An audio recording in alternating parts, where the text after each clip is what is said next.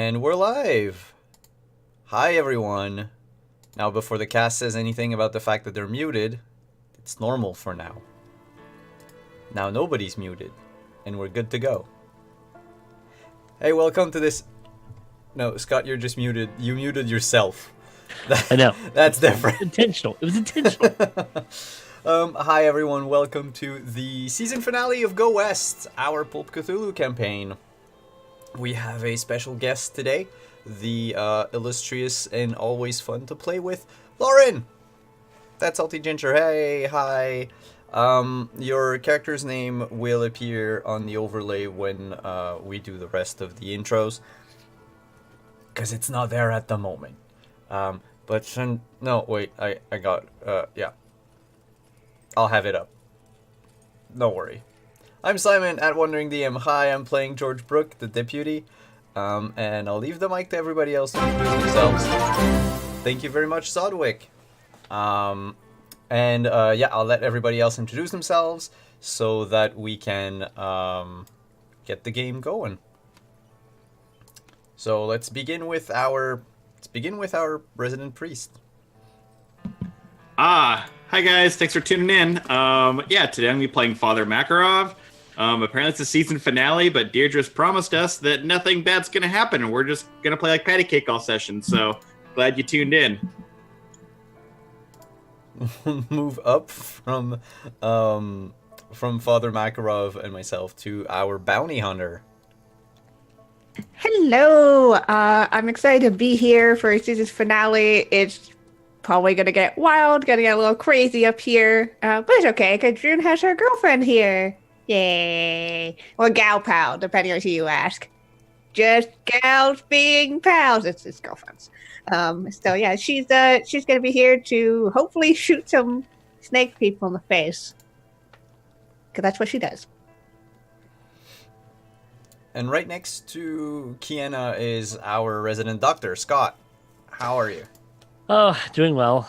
Excited for the finale, so it's definitely going to be a fun experience, I hope. According to Quentin, it will be, so we'll find out how well we all played patty cake, right? Yep. And last but not least of our regular main cast of players is my sweetheart. Hi, I'm Kelly and I play Maisie, who, yes, is apparently George's sweetheart now, much to chat's excitement last week. Or 2 weeks ago. It's been 2 weeks. Oh, goodness. It's been 2 weeks. Wow, the last 2 weeks went by really quickly. So Maisie is the young woman who now owner-operator of the local general store. And I am excited. I am nervous. I've got all kinds of feelings about this because, unlike everyone else, I'm sure Deirdre's gonna put us through the ringer. And before I leave the mic to our wonderful keeper, let's just introduce our guest for today. Hey everybody, I'm Lauren. I'm that salty ginger over on Twitter, she, her pronouns, and I'm playing Lady Pearl Goodnight, who is June's gal pal, girlfriend. She is a brothel owner with a probably not well kept secret, but maybe we'll see that in action today, probably. That's why I came here. I came here to mess shit up, so... Thank you for having me. Thank you for coming and messing shit up in town. We haven't done enough of that. Yeah. And Deirdre, welcome back. If you want to take us away, introduce yourself, and then I'll leave the mic up to you. Well, hello, y'all. You know what day it is. It's Saturday, and it's time to drive some fine folk mad over here on Go West. I'm your friendly neighborhood keeper, Prax, as most people call me online, and today we gonna start right where we left off with our 5 interesting compatriots standing slightly puzzled in front of the jail as the shadows grow long in the setting sun, with a few folk walking towards them. First of all, there'd be the sheriff and Dr. Benjamin Adams walking over from the doctor's office. But there's also another woman striding slightly purposely, maybe slightly upset down the street. Lauren, what does Pearl look like? Well, Pearl has the face of an angel, Prax. Let's just start there. She does indeed. She's got curly blonde ringlets that are probably floofing everywhere. She's wearing, let's go with pink, because that's the mood I'm in. She's wearing a pink madam's outfit, like full bustle in the back, but she forgot the jacket.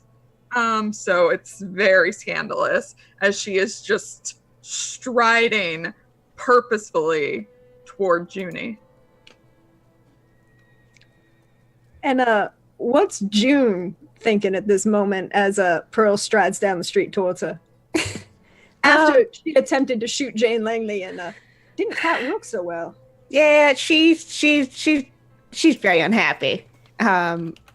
She realized the snake people are back in her life, and that's not something she ever hoped for. And she's she really wanted to shoot something and she wasn't able to, so she's just a little frustrated.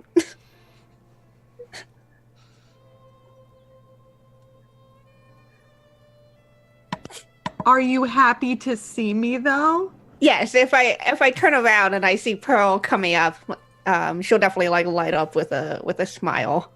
I'm very cute when I'm angry. She is. If I get up to her, I'm gonna take my fan, which I obviously have, and just start swatting her. Where have you been? I went to go check on something. She's kind of putting up her arms to deal with the fan, but not really. You're getting slower. I got in a good few whacks at you. That you did. Right. Things have been weird. I just got back in, sort of. Well, what have you been doing?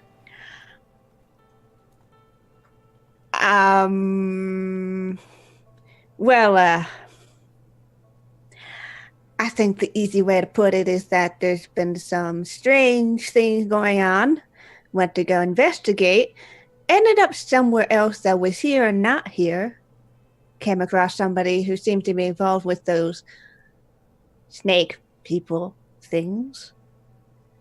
And then I ended up back here. Is June standing with the others? Yep. Well, are you going to introduce me to your friends, the ones I don't know? Or are you just ashamed of me, Junie?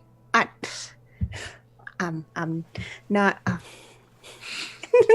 June's gonna turn to the other. And just be like, Pearl, these are my friends here. I'm sure you've seen them around. Oh, yes. Howdy. Miss Goodnight, it is good to see you again. Oh, yes. Putting a face to a face. And now a name, which is... I am Father Boris Makarov, at your service. Right. I don't know if I remembered that you were a priest. The church that's across the street from us. This is the father. Yes, it is right there. It is very nice. Yes, such a good view.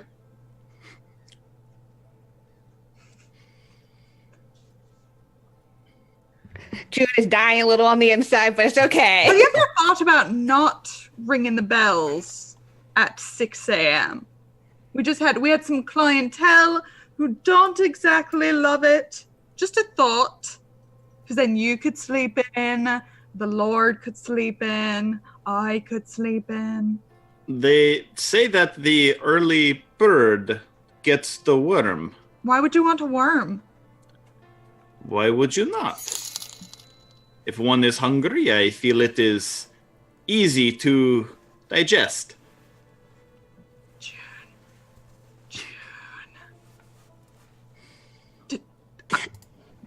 Have you eaten worms?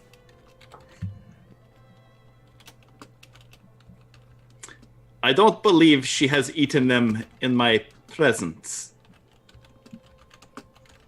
Anyways, Pearl, and this is local doctor, Doc Drake Anders, and Pleasure to make your acquaintance. You as well, Doc? and I'm sure, well, fairly well acquainted with Miss Coldwater here. Hi. And I don't think it, well, do it for formalities, but I'm sure you've seen George's face around here, Deputy. Ah, Mrs. Goodnight. Oh, well, hi there, George. Pearl probably would have seen George just sometimes hang around. No problem. Mm-hmm. As you should. It's a good business. I make it very nice. It is So, why are we all standing in the street? Well, like I said, we kind of just got returned back here from wherever we went. Oh, We good. were. What? Oh. I don't know. I was just gonna say we were whisked away to like 300 years in the past or something. 35,000 is what that other voice in my mind's saying. All right. There's a lot going on here. I can see. What I think is that you've all been on a bender, and I'm taking you home, Junie. I don't think No, come on. She's grabbing her hand and starts walking. June is not a helpless person. I As know. she like looks back over to the Not others, she physically, just anyway. gives like a sorry, can't help this. And We were supposed to be figuring out what to do next. I wave as she leaves. No, no. I- Miss Goodnight, Yes, George. I'm sorry to interrupt whatever you were about to do to June. It was going to be really good. I don't know if she wants you to interrupt her. Well, we kind of need her help dealing with them snake people. Oh, right. The snake people. Those are the same ones from the road, June? I think they're at least related. Oh, whole family of snaky friends. Right. So hopefully we can deal with this because I don't think we came to Four Corners to mess with those things again. So you're like an extermination crew. Not by choice, I don't think. Just kind of happened this way, and June seems to be the only one that had a clue what was going on. We sort of look to her for guidance. I had to explain to them the whole thing. You know, our trip in took some convincing, but now they know, and we've experienced it all again firsthand. Well, all right. I guess our nightly prayers will have to wait. That Right. is good. Mhm. And Maisie is just all red. Amazing. That's the effect I like to have on people. Well, fine. Then I'm staying. At this point, we have a sheriff and the other Dr. Benjamin Adams walk up to you fine folk who are standing around in front of their jail. George, unfortunately, your employer is not best pleased at the moment. Kind of picture a slightly disappointed dad face on Tom Selleck from Blue Bloods. Why the long face, Tom Selleck? Who is that, George? Sorry, I had a bubble in my brain. It's, I think it's the sun, sir. Mm-hmm. So, where's the body, George, that you told me was taken care of?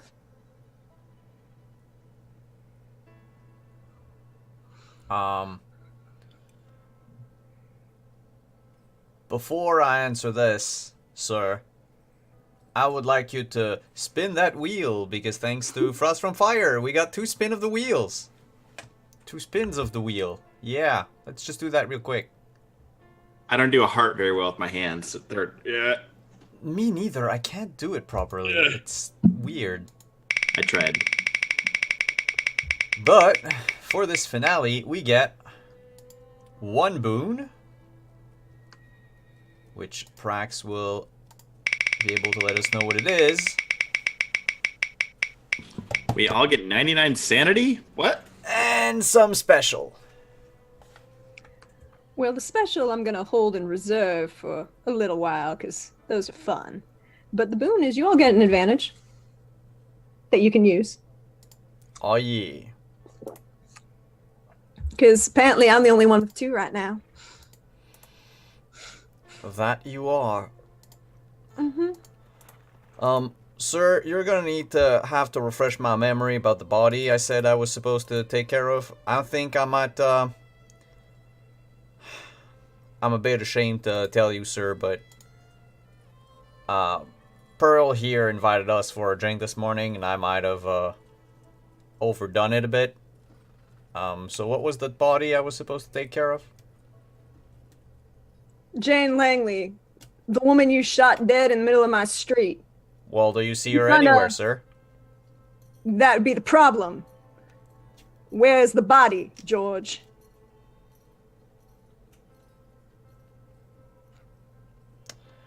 Well, I think someone got to it before us. Sheriff, I do believe that Mr. Bryant had stepped in and retrieved the body. You may check with him and see. No, I had a very nice conversation with Mr. Bryant when I was looking for my deputy. And he said that you were there and told him that the body got up and walked away. So, since I know that's not true... I think someone got to the body before us. I think we might have to deal with some sort of a corpse digger, or, well, I would hate to admit it, but we might have to deal with maybe one among us is a corpse lover. Oh my Well, that's god. called a Thank you. necrophile, George. I was trying not to say the word out loud because it's not a proper word. Everyone should know. I mean, if you're going to educate someone, you might as well use the word. If you don't use the word, then it has power over you. It's a necrophile, Sheriff.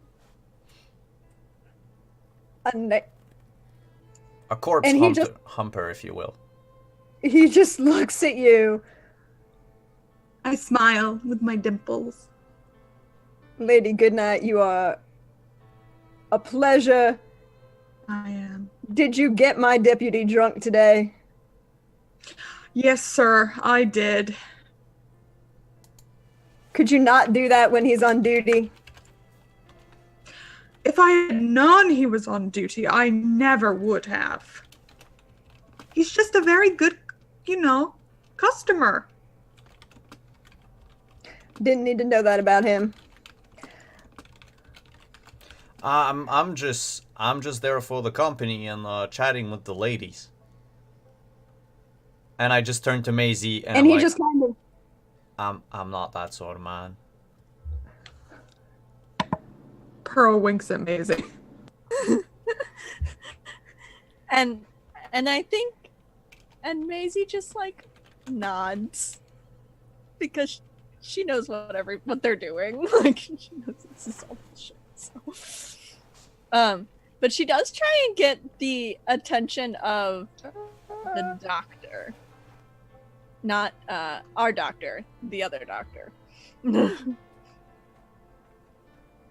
Yeah. Yeah, that would be a problem. The sheriff looks at you all, looks back at Ben, shakes his head, pulls out his wallet, and hands another bill over to Ben.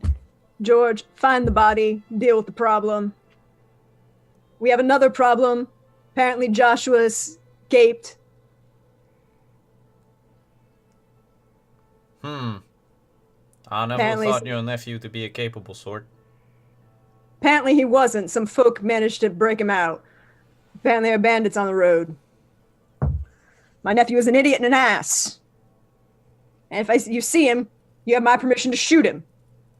Preferably non-lethally, so that I can then turn him into the law. But if you have to, do what you have to do. I'm a good enough shot, sir. If you ask If me you to happen do to- non-lethal, I'll do non-lethal. If you happen to shoot him in the ass, I would appreciate it. Fine. We have a problem. I'm gonna try and figure out what's going on, where these bandits are coming from. Jensen's laid up in. Oh, by the way, George, I'm sorry I took your room. Jensen's laid up in it. Well, What Jensen's happened? laid up in the jail. Well, when the bandits broke Joshua out, you didn't think that Jensen was just gonna let him happen, right? He's laid up in the jail for right now. Is he awake? Yeah, he's mostly just banged up. He threw his shoulder out. He's a little cantankerous. Maybe we should go see who sprung Joshua out of jail. Or at least ask Johnson if he remembers anything. What the other person Even- looked like. Given that we've seen Joshua so recently, it would be interesting to know who. When did you see Joshua? No. I just mean the last time we were by the jail. It was only a couple days ago. All right, Maisie, you okay? Yeah. Jensen's in the jail. Ben took care of him. And at this point, Ben's just staring at you all with a slightly raised eyebrow. I raised my eyebrow back at him. Well, if you want to talk to Jensen, we can walk down. Are all of you coming? Fine, whatever. And he proceeds into the jail, where as you walk into this clapboard building with wrought iron gates and stone walls, and the jail itself, you see one of the cells is open and a young Jensen Cade. For those who wish to know the image, picture young Christian Kane, I remember. whose arm is slung up in a sling and has a few cuts and abrasions across his face and a large, well, wrappings around his head. Looks like he done got hit in the head.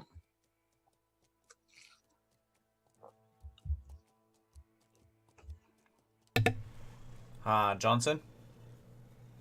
Jensen, Jensen? yes. George, I said Jensen, you just got hit in the head too hard. You heard Johnson.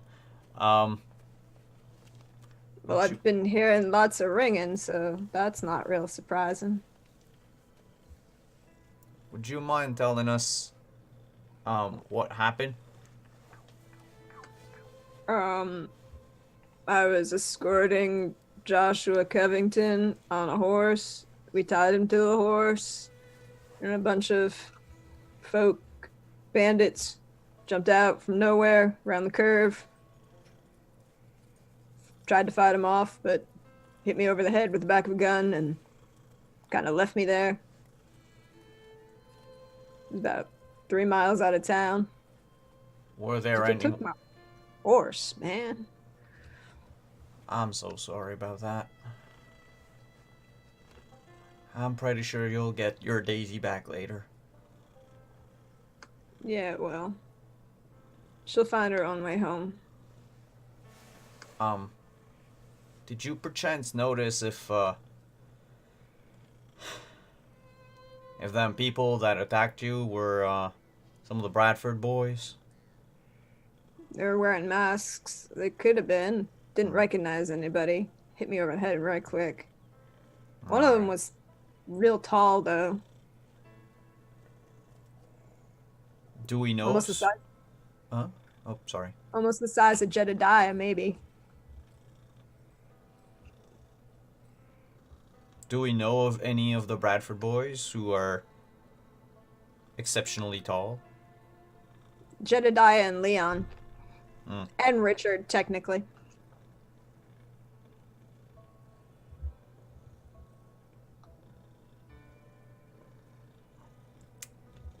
Wow, why are you all nodding? Sorry, I thought it was just a thing we were doing. Like a team thing.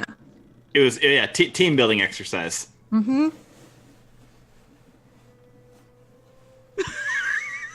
Sorry. This is getting complicated. It The wasn't- nodding? It's pretty easy. No, You no, just- no. George, just like this.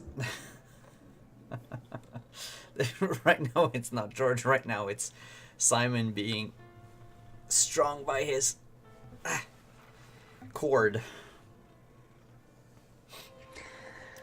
So many names involved. It's Yep. right complicated. But no, the only two that would be really tall would be Leon and Jedediah.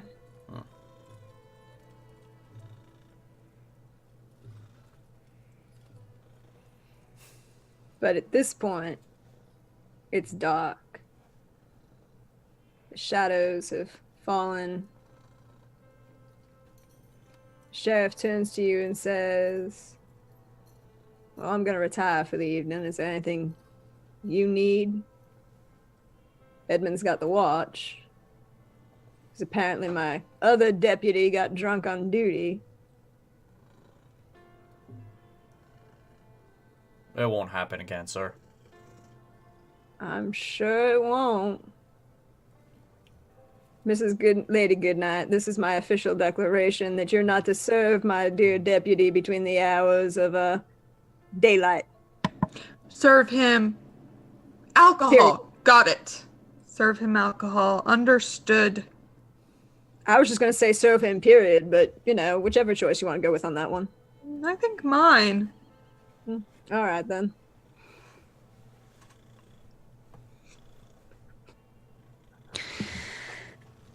Well, we won't be bothering you much longer. And then we'll kind of just be like, let's go, guys! Yeah, I'm done with Jensen anyway. Yeah, we'll all awkwardly leave the jail. So as you leave the jail, it's dark. You realize that it is actually October, and the night comes a lot earlier. You can see the start of the moon rising. It's not full yet, but still bright enough to shine down, provide some light. You hear the music and revelry coming from both the saloon and Lady Goodnight's. As folk begin to wind down from a long day. Dr. Adams takes his leave of y'all and returns to the saloon where he's got his room for the night, and Sheriff kind of looks at you all, shakes his head. As he walks by, he slaps George upside the head and just kind of turns to Maisie and says, well, I hope you have a pleasant night. And remember, you're not telling your daddy about this for the 2 days, right? Right? Of course not. I'm happy to put that off as long as necessary. Well, then we're in agreement on that one. And he proceeds to his own abode. What would you all like to do?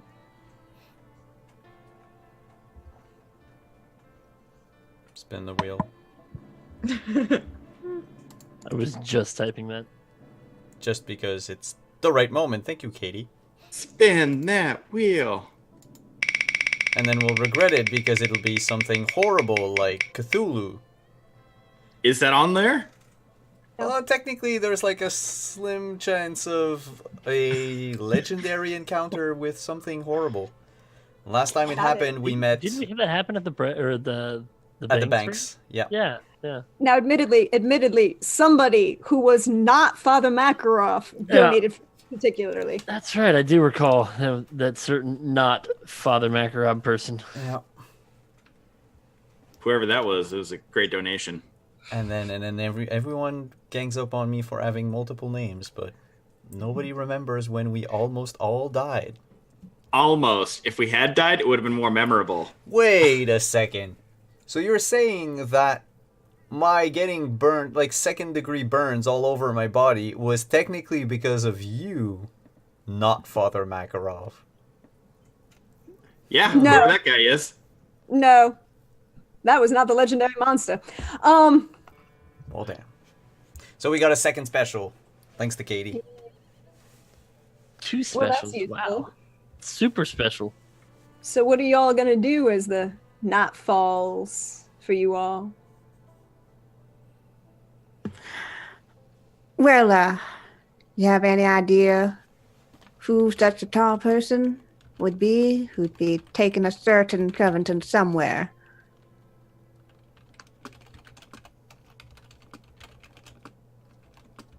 Well,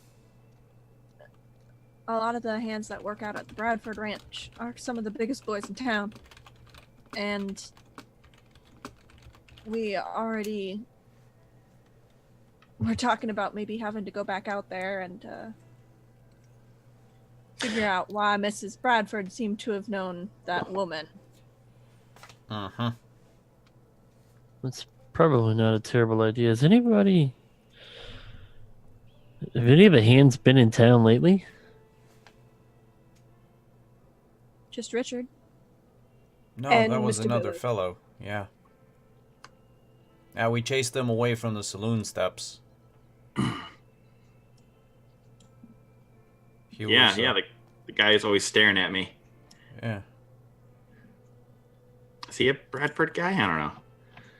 Yeah, he is. He's a hand at the ranch. He was right across the street from Lady Goodnight and was peering at both the church and her establishment.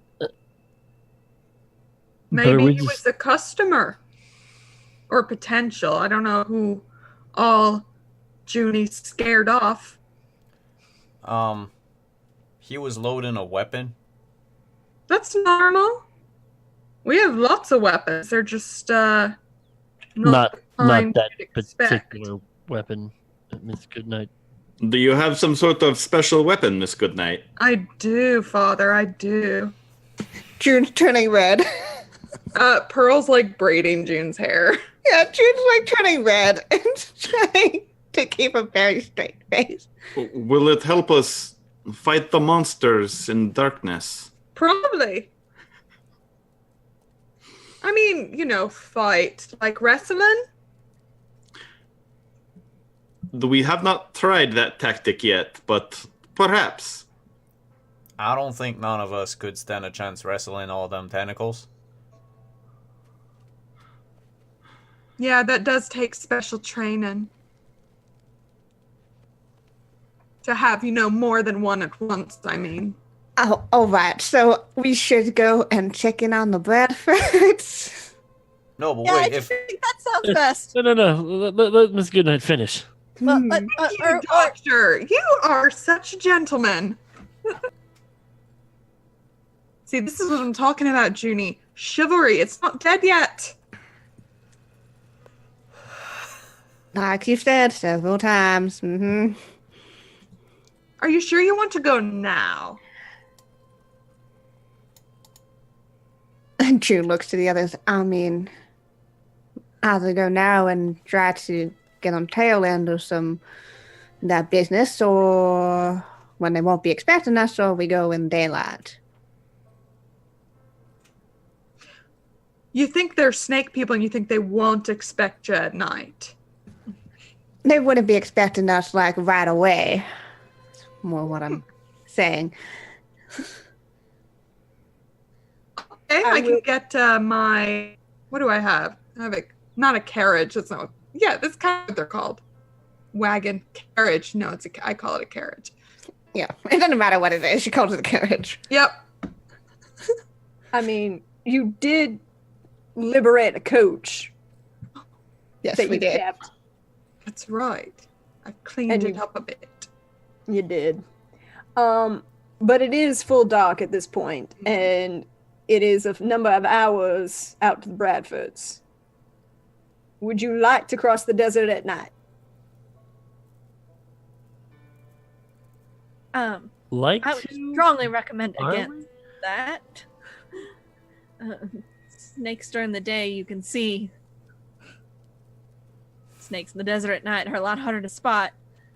And, scorpions and the spiders and, the cacti and a groundhog hole and it gets mighty cold. The temperature is dropping. It is much colder. Actually, Lady Goodnight, you might actually be noticing the change in temperature by this point if you're not wearing your jacket, madam. Mm-hmm. Sure, everyone else notices the change in temperature too. I'm sure they do. What if... I mean, I assume all of you have a place to stay, but we could meet at the crack of dawn. Or something dramatic like that. Could be that we meet about an hour before dawn, so we get to the Bradfords at dawn. Sure. How are we going to approach the ranch? Are we going to go in stealthily or make our presence known?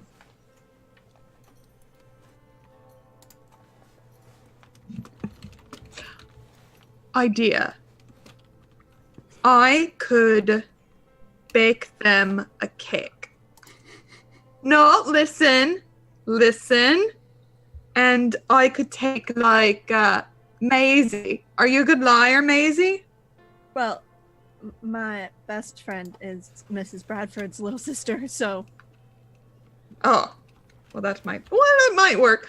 But we could go. Some of us could go as like a business outreach program, right? And the rest of you could just do whatever you want to do with your sneaking stuff.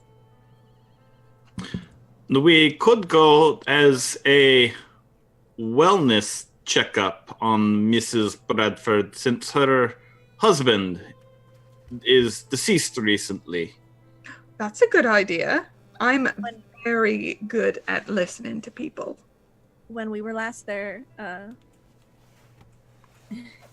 Mrs. Bradford was asking for the father or the doctor's assistance with managing some of her finances and her property. And it does seem like, from what we know around town, that she has been collecting more of both. Maybe it would be a good time to offer her that assistance.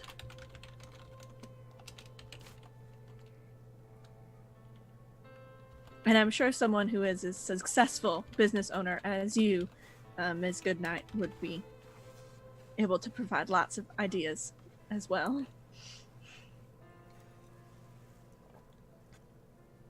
Oh, Lady Goodnight's just full of all sorts of ideas. I have many, many ideas. All the ideas. And so, if that's the case, then your plan is to arise in the morning. Let's wind the clock forward a couple hours, shall we? As the rest of you retire for the evening. I'm assuming that Pearl manages to get June to go back to the... Yes, we say some very, very loud nightly prayers together. I'm Just sure you do. lots of praising our God. lords. I love Simon's face right now. It's been a great thing. You knew this was gonna happen, Simon. But I figured. My expectations have only been exceeded, so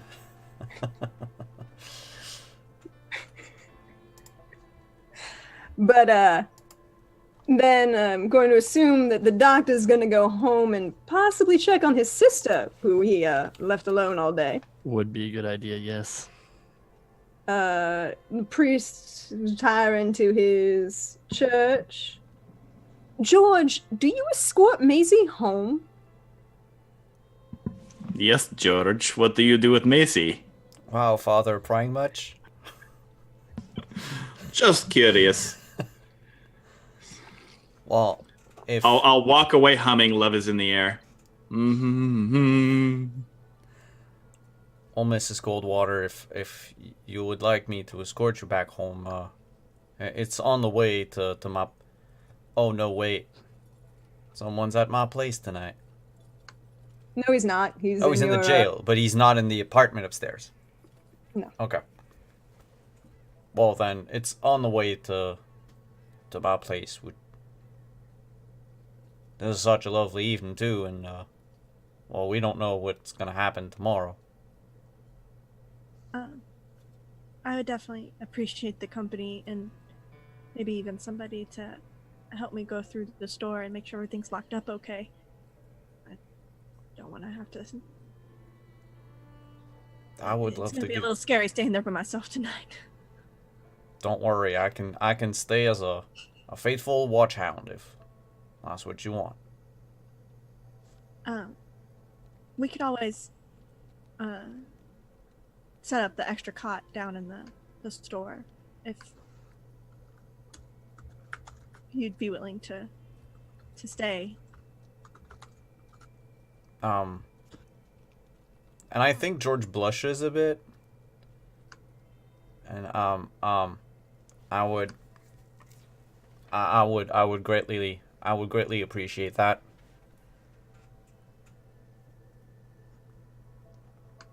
I would too. It'd definitely make me feel better to not be home alone. No worries. I have a deck of So- cards and dice, and we can kill some time as We well. We could bet candy. That'd be a good thing. So as you all retire for the evening, the night deepens. Apparently there's some minor betting going on at the Coldwater Sundry store, and things will be right interesting in the morning. As we, or maybe, we'll find out. I need everybody to make me a listen check. We should. This- Extreme success. This sound isn't coming from the Goodnights, is it? I mean, I can hear it very well. I don't hear shit. Oh, Are you I using clicked the- the wrong one. No, I didn't mean to. I meant to. I forgot Okay, which one so- was which. Listen. Here we go. Yeah, which one's which? The green one. Don't click the black one. I didn't. They were good. Yeah. George hears nothing over the sound of his own heartbeat.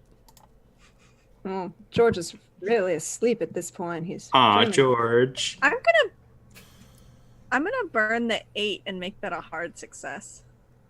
Gonna burn the 8 and make it a hard success. Well, we're gonna start with our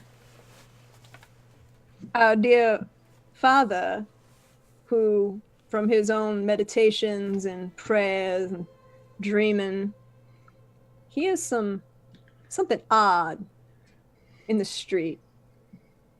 You hear horses, sir. It's full dark, and there are a number of horses, muffled sounds of horses in the street. As we come down to the Lady Goodnight's, even though she might be a mite distracted with her nightly prayers and ablutions and the possible other noises coming from her fine establishment, there's a very nice musical performance every night. You hear footsteps on the boardwalk outside. Not walking towards your establishment, but walking by. Hear the spurs rattle and clang on the boardwalk. You also hear the muffled sounds of horses outside.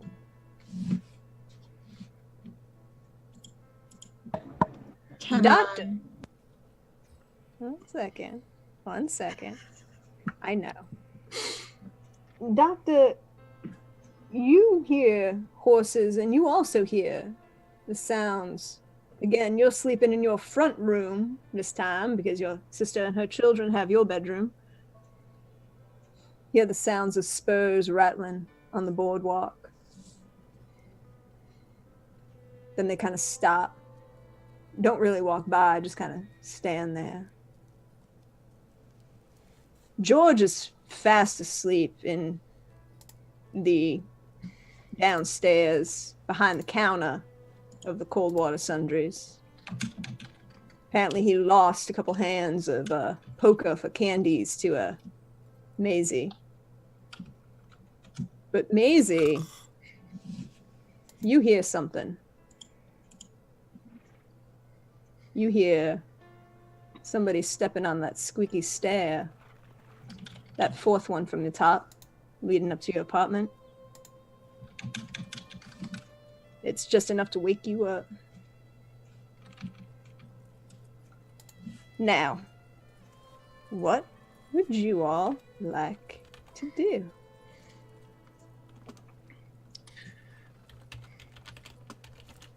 Except for George, who's still asleep. I'd like to put on my robes and go see what's going on outside. Seems very odd that there's a commotion outside at this hour. Yes, if you had to guess, it'd probably be close to 3 o'clock in the morning. Devil's hour. Nice. Maybe I'll sneak out there. Put my stuff on and just kind of like creep out. Maybe look out a window or something. Let me see that stealth roll then, Father. Ooh, hard success. Even better. Father's real good at sneaking. Says a lot about the priest. Lady Goodnight, you wanted to do something.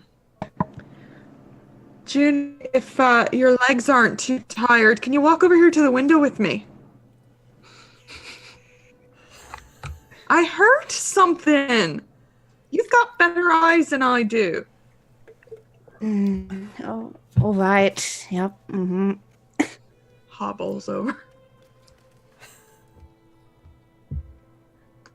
So I open the window, like lean out. You want to roll me that spot hidden? Yeah. Let's do that. Together. And actually, because you're actually looking together, and we have 2 specials in play right now, I'm going to say you both automatically get advantage. So click the black one and take the +1. Oh, God. You sure you opened the right window? Maybe not. You want to spend that 17? June's just looking out the door. She's like, nothing out here. Back to bed. Oops. June's just real tired. Yeah. June is real tired. So Pearl is not spending the luck then. No. Didn't think so. Just checking. Just checking and seeing how things were going. You don't see anything in the dark. And you realize that it's a lot darker than it should be. You saw earlier the moon was rising and was casting some light. It wasn't full yet, but it was getting close. And you had some light from it as it was going, but you didn't have the you don't have that now. And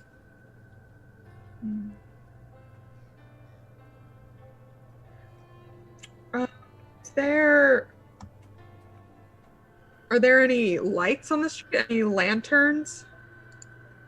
All you can see right now is the light shining from second floor of the saloon and light coming out your window. Unless Maisie does something. So are the stairs, are these like stairs on the outside of the building coming up? No, you have stairs inside your building because you're right fancy. Yeah. So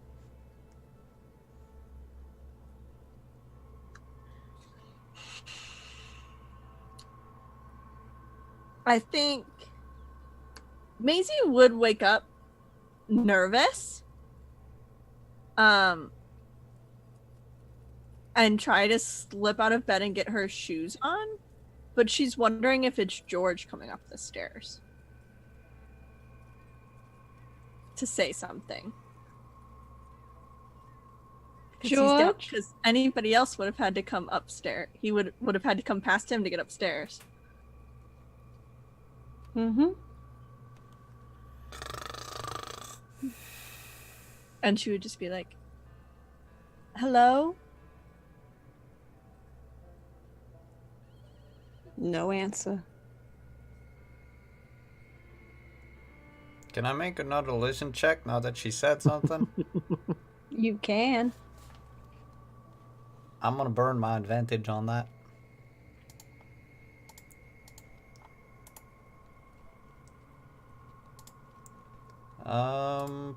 Black button for advantage, right? Yes. Mm-hmm. +1. Whew. Success.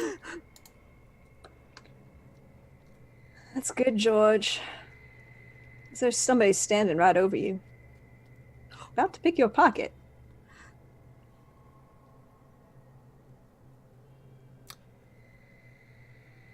Is my gun nearby? If I you're don't sleeping know. behind the counter, Sushi's shotgun is underneath it. I don't know, George. What would you do with your gun when you fell asleep in Maisie's store? It would not be. It would not be.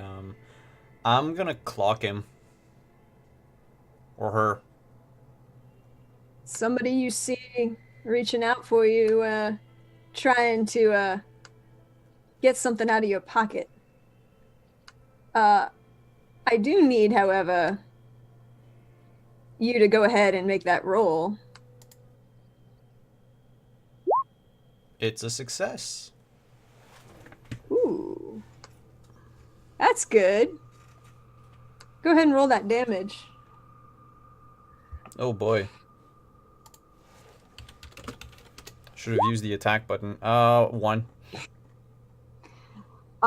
You come up awake, George, and you full on deck Joshua Covington as he was reaching into your pocket to take a small item off of you. And you deck him just hard enough that as he falls backwards, the mask falls off his face. But he's now holding that knife, which you took, in his hand. Maisie! What would you like to do? So the lack of response, so I imagine like Maisie's got her, she's sitting on the bed still, she's got like her feet probably in her shoes, and she will reach under the pillow for where she keeps her handgun, and holds it out and says more formally, she's like, hello? And she may even like stamp her heel, since she's not being afraid anymore of being quiet. She's gonna like stamp her heel on the floor to try and make noise downstairs. Well, as you do so, the door bursts open and 3 gentlemen burst into your bedroom, madam, with guns drawn. Hats pulled low and a bandana across their face.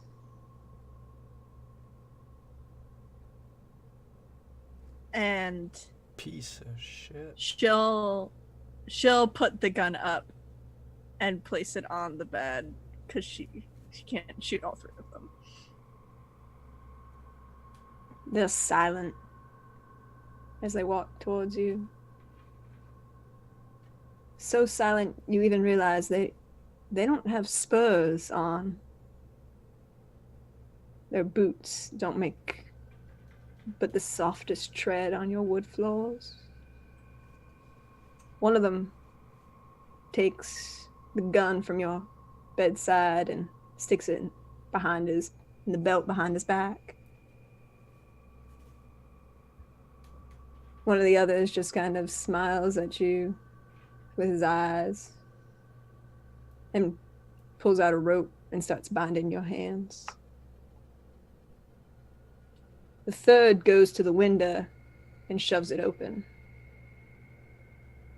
Doctor, what would you like to do? So now the sounds that I'm hearing, were they crossing the front of my storefront to go over to Maisie? Is that the They direction stopped. I'm hearing them? So they stopped. So they've stopped out front of my Mhm. office. Okay. Guess upon being awoken, I'll grab my pistol and go to peer out the front of the window. Just because hearing spurs across the front of your office at 3 a.m, not typical. Yep. You gonna be quiet about it? Yes, I'd like to be very quiet about it. So you're gonna roll me that stealth roll? Yes. And I will spend the 4 luck to make that a success. To make that a success? Yep. You look outside and you realize there's a figure standing in front of your door with a gun drawn. And you can tell even from the back, this is not. Well, it's definitely not a man. Definitely not a man. Even though they're wearing really tight-fitting trousers and a long coat and hat.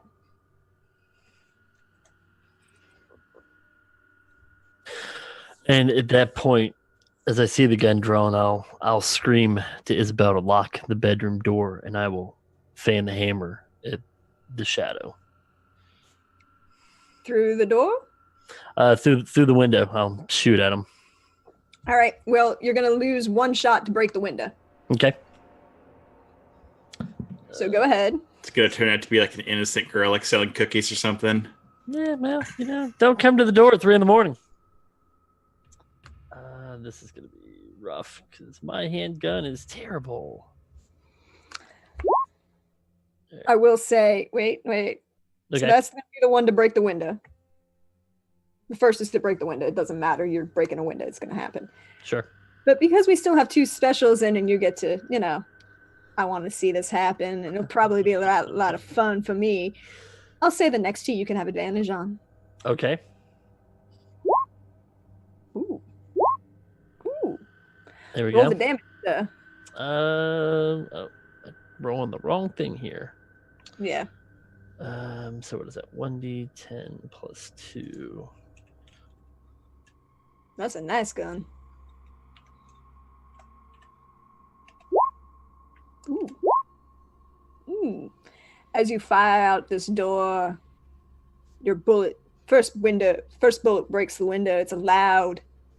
Actually, I need everybody to except Dr. Anders to make me a listen check because it's rather loud in the middle of the night. The next 2 fire into the back of this figure and they both hit. And the figure starts to turn and look at you and goes to reach through the now broken window. Father, you look and you see a large snake-like face with a giant head of cobra and 2 fangs dripping down. You also, and this figure reaches out, and I need you to roll me a dodge roll, Father. Or Doctor, excuse me. All right. Ooh, success. Good. As you see the hand just kind of reach through the window and try and grab you through and pull you through. You see the long claws on this hand. You notice that the hand's not natural. Instead of 5 fingers, there are only 4. And I need you to roll me that sanity check, Father. All right. Let's see here. Ooh. Oh, that's a yep. You look upon oh well, I rolled real low. You only lose 3 sanity. You know what? I'm gonna use my resilient and I'll spend the luck to not take the 3 sanity. As that's happening, and everybody hears that now very loud gunshot in the middle of the street. June and Pearl, what you doing? Hearing the gunshot, Pearl would immediately close the windows and head downstairs to make sure everything's secure. Yeah, June is quickly on her heels, grabbing her gun. Darling, pull up. You might want to put on pants before you come downstairs. Right, yep. Very quickly pulls on pants. And then follows. And follows. As you go down to secure the door, do you look outside, Lady Goodnight? Sure. You happen to notice that there are 2 gentlemen standing on either side of your establishment door, and 2 more down the street in front of Miss Coldwater Sundries.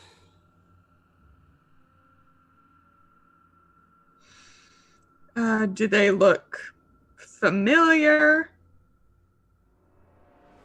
Well, why don't you roll me that spot hidden? We'll find out.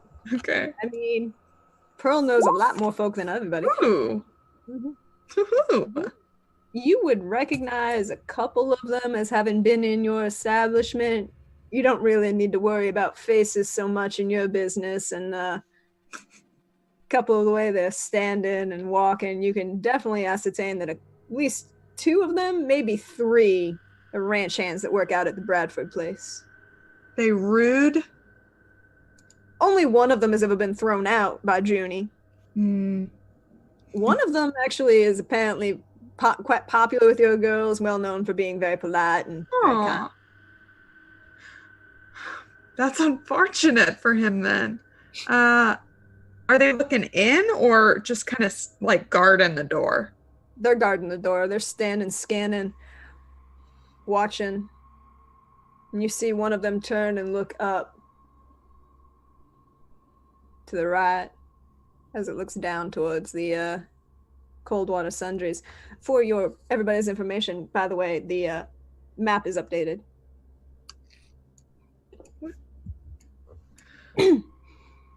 June. Yep. she is sneaking. What? There are 4 people outside. Some from the Bradfords. Want There me are- to get rid? I mean, there are a bunch in front of Maisie's place. I don't think this is coincidence. Should we get him? Are we getting him? I think we should at least get these ones off our doorsteps. I do enjoy, and that's the wrong accent. I do enjoy throwing people, you know. I know you do, sweetheart. I have a great idea. Mm-hmm. What if? Oh, are they armed? Oh, okay. This would be really good. Is there anyone So there are the two here, but none others that are like really close by.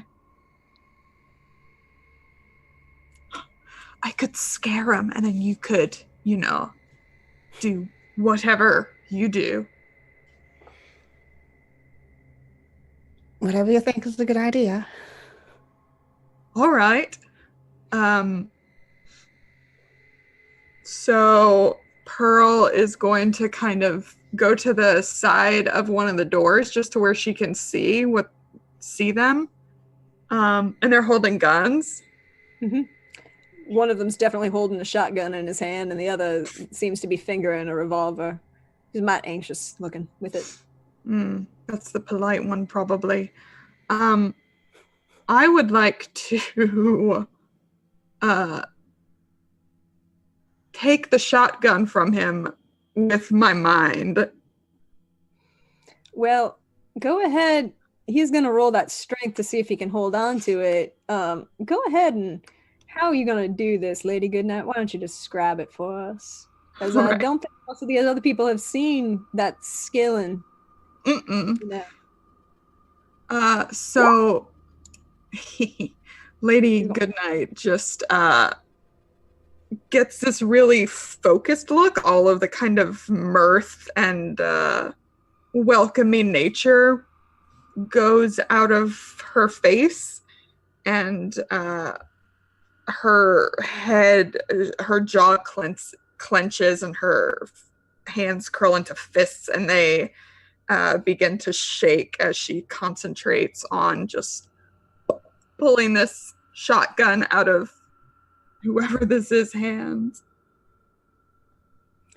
And you do, as he doesn't able to hold on to it at all. It just kind of goes, and he's very disconcerted, and he turns and starts to, well, where's the gun now?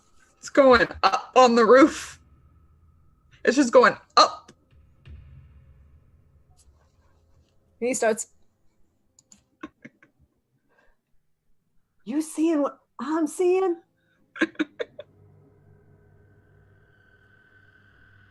And and in that moment of surprise, June is going to step through the door and just fucking clock the guy that still has the gun. Okay, they're both very distracted by this floating shotgun. Good. So I will say you will have advantage on clocking this guy in the head. Cool.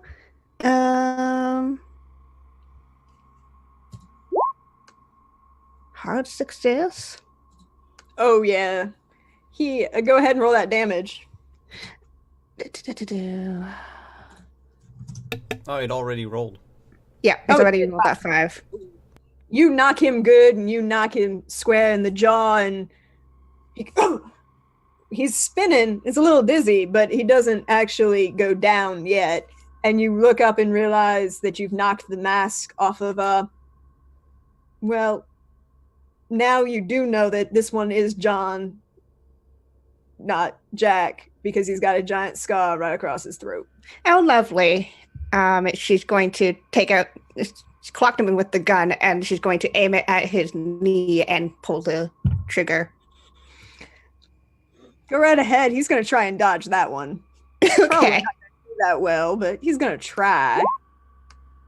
He's not going to get there. And you shoot him in the knee, and he goes down with a large scream of pain. Pretty sure. What'd you shoot him with?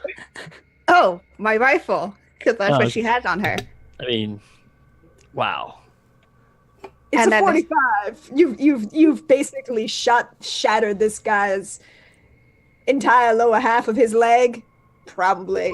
I'm gonna say that if he doesn't get medical treatment in the next 5 minutes, he's gonna die from an arterial bleed of a 45 to the knee. We've all seen Reservoir Dogs. We all know how that happens. Yep.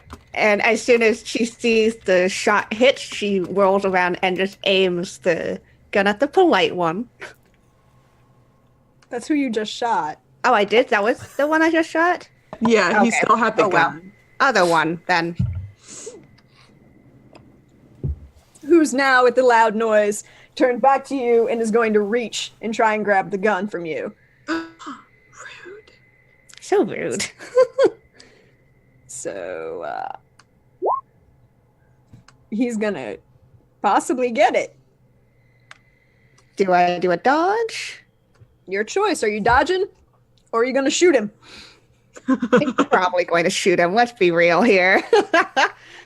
I was waiting for it. I mean, everybody was waiting for it. Oh, Yeah, that's a 16 right to probably his arm since that's the one that's reaching out. I mean, you basically...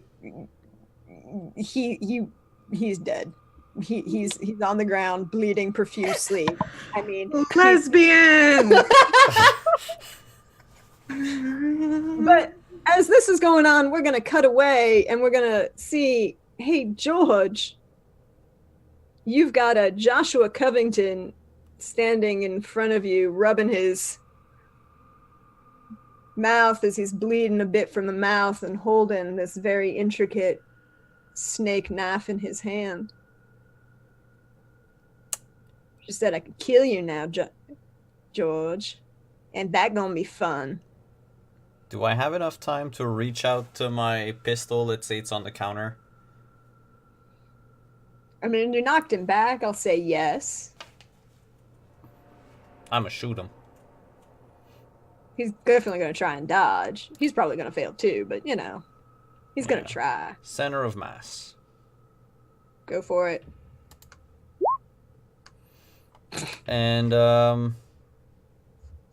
don't have enough Well, luck. he fails his dodge. So I'm going to say that in this case you fire, and while it doesn't hit him, it does distract him and knock him back. And Could I fan the hammer then? Yeah, he's close enough for you to fan the hammer. He dropped this knife, pulling him away from the first shot. But then I hit. Yeah. But the next two, you put center mass.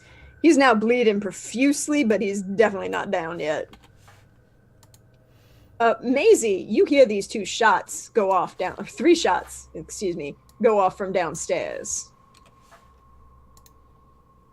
And as these 3 gentlemen that are silent, absolutely silent, one of them very kindly and very almost politely picks you up very gently and walks over to the open window and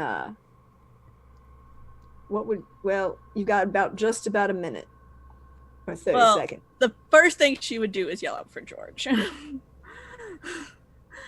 I'm gonna say that you could have heard that, George. You're in the same building with her. It's not that. It is not a casual yelling out. It is she is freaking the fuck out.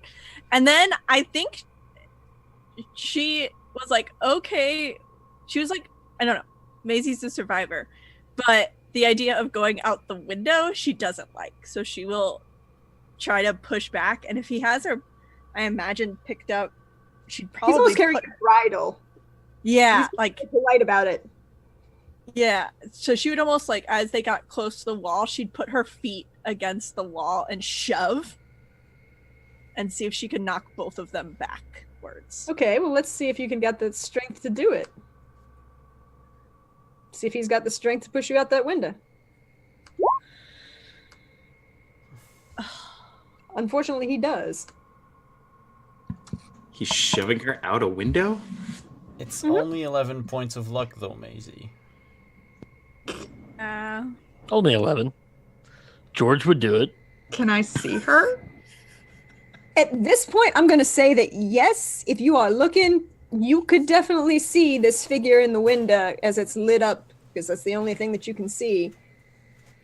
And you can see Maisie in her dressing gown and night clothes being shoved out a window. I would like to... Like carried and then held out.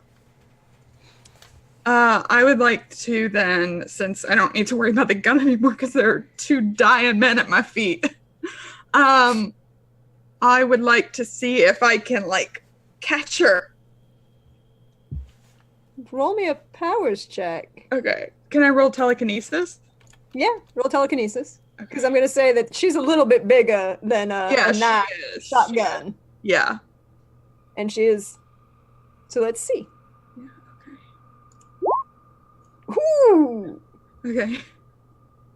You catch her, but she's a little unsteady and it's a little heavy. Yeah. So Pearl's come out and is kind of like looking down the street toward her. And kind of reaches out her hand and you can see like all the muscles tensing again as she does this. So she's got one hand extended toward the cold water place, and Maisie is floating unsteadily in the air for now. Mm-hmm. Looking mighty freaked out. I would say so. I mean, you just got dropped out a window. She's got shoved out a window and 3 men interrupted her, and now she's floating, and this is officially the weirdest day of her life. Hey, Maisie, I need you to roll me a sanity check. Yeah, I figured. I mean, I was gonna say it, but ooh. Oh, come on! How? What's the luck there? You lose 3 sanity. It's not the end of the world for you, darling. You're just mildly freaking out about being floating in the middle of the air. And then as you look down, you realize that the individual who threw you out this window, well, there was a cart and horse right in front of the window. And a very nice gentleman who's now pointing a gun at Pearl Goodnight. But, Doctor, what would you like to do as this gentleman, well, snake-like person, is about to try and grab you again through this window? I would like to put another 45 in him. Well, let's see if he grabs you first. Well, he's actually going to try and be a little bit more less than polite about it as he tries to bite down on you. And he actually does this time. Doctor, I need you to make me a con check. Don't die, Doctor! Yeah, well, let's see. I'm going to roll this one with advantage. And I failed.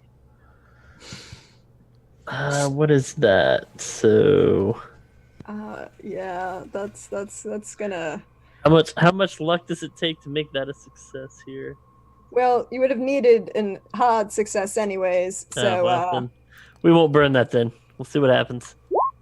You are going to take an extra 2 poison damage as you feel the large fangs bite into your shoulder and you feel this snake-like poison start pumping through your veins.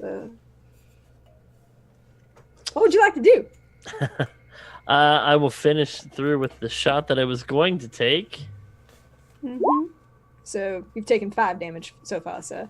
Ooh, stream success. Very good, very lucky. And as you shoot out into the figure, it's just bit down on you. You feel something explode in its ribcage. You put that 45 right at its...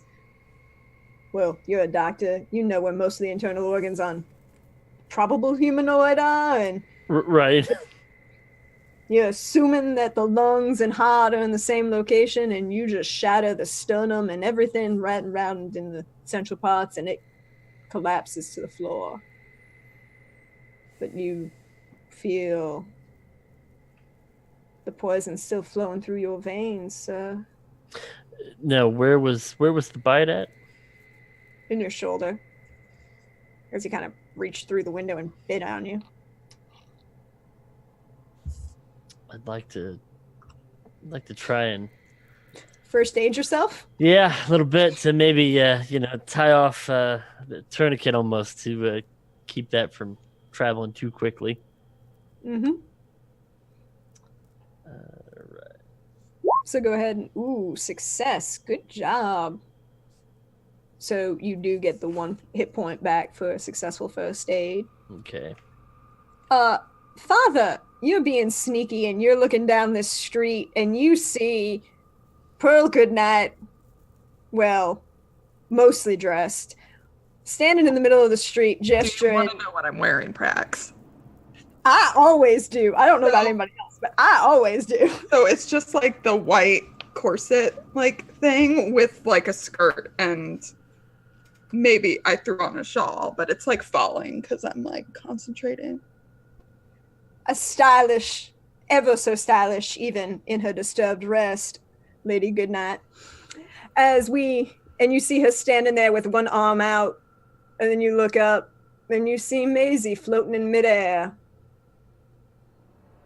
You see a couple gentlemen starting to run and turn towards, well, Lady Goodnight. What would you like to do?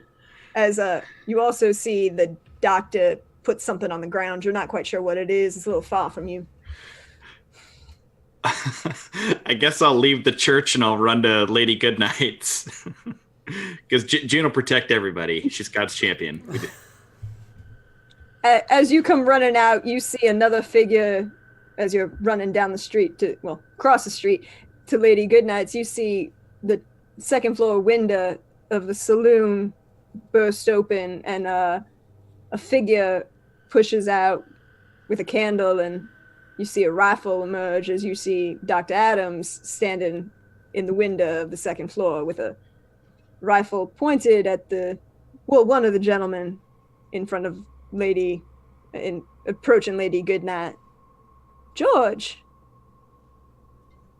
you heard screaming from upstairs, and you got Joshua Covington in your face he dropped the knife. And he's bleeding, but he's reaching for his gun.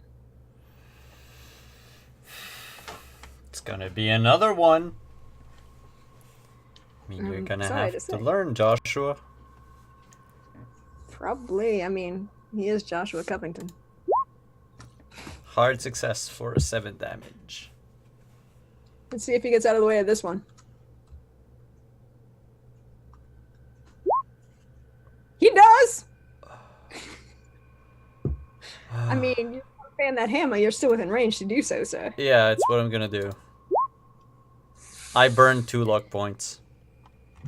Yeah, he dodged out of the first one. He doesn't get to dodge the second two. And that 8, you shoot dead square in the middle of his forehead, and he drops. Does he drop, though? And as you're watching, you notice something odd, George. Of course. You see a large black band around his throat start to smoke and sizzle and kind of emerge off of him. I need you to roll me that sanity check, sir.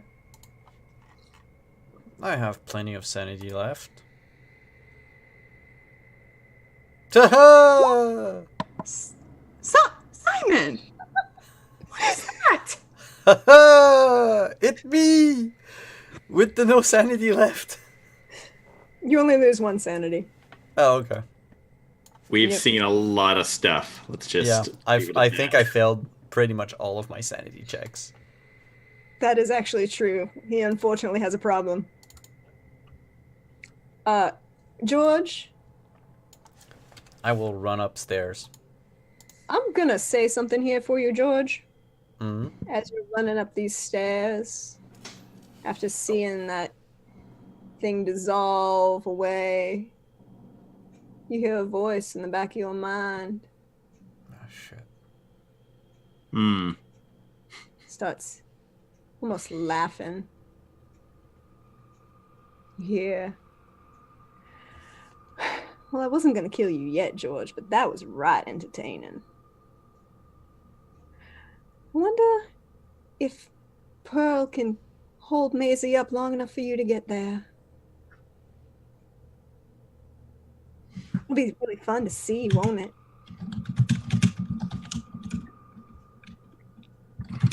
Get out of my head. Get out of my head! Ugh!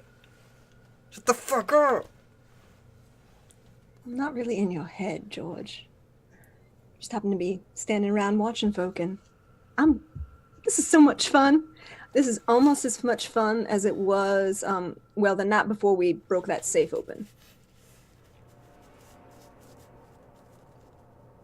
Maybe about just as much fun. I'm not going to dignify that with an answer. You burst open through that door and see 3 figures in front of the window. But Maisie, it's your turn. What would you like to do? So I'm floating. You are currently floating. Your hands are bound. Sounds like a hell of a assignment, Maisie, swim to us. I'm assuming her hands are tied behind her back. I'm tied up right now. It's a small problem.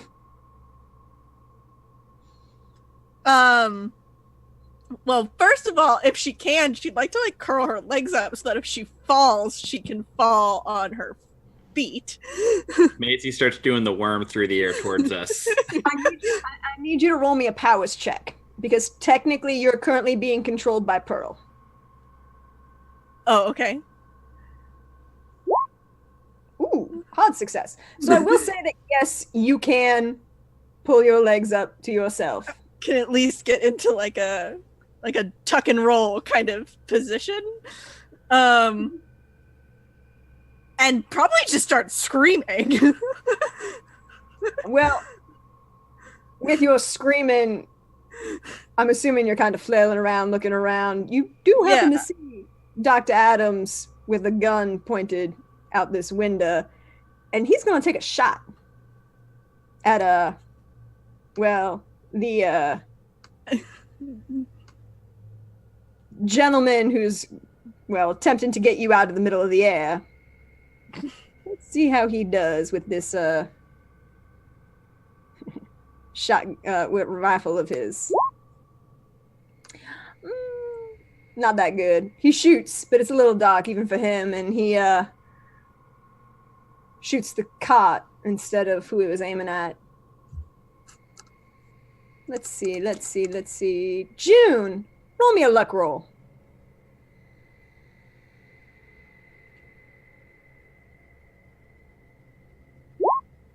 Ooh. Well, he didn't manage to shoot the driver. He does spook the horse by shooting that wheel, and cart goes flying. And with that extreme success, I'll say the individual who was supposed to be riding that cart falls off the side.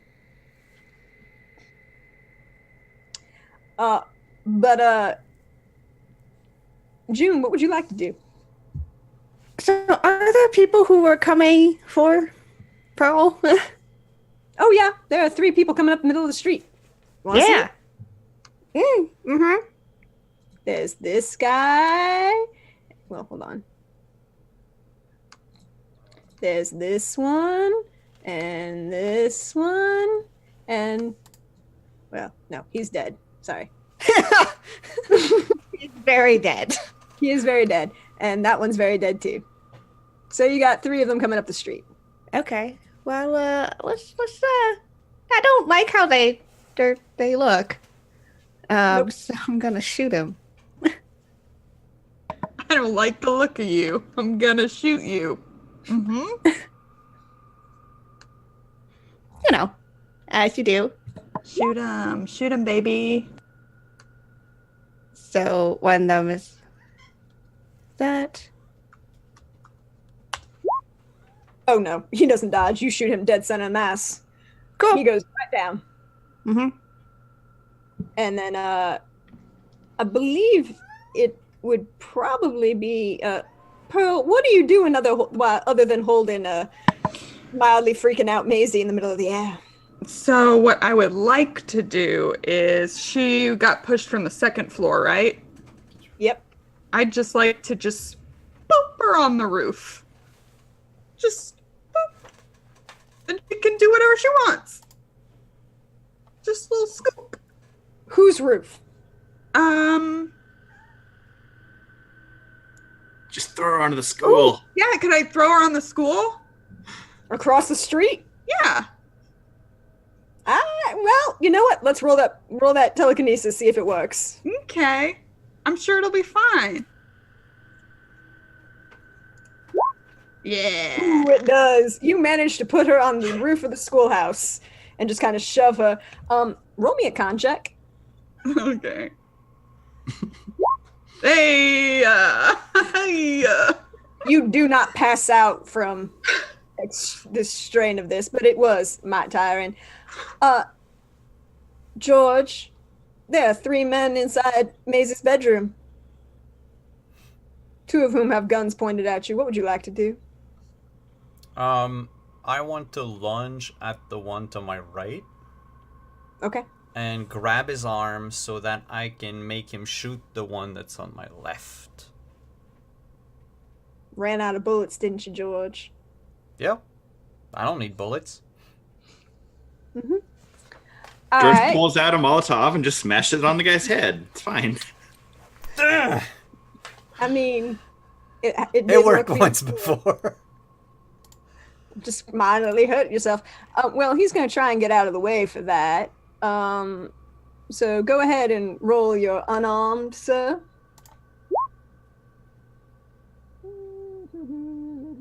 That is a major fail.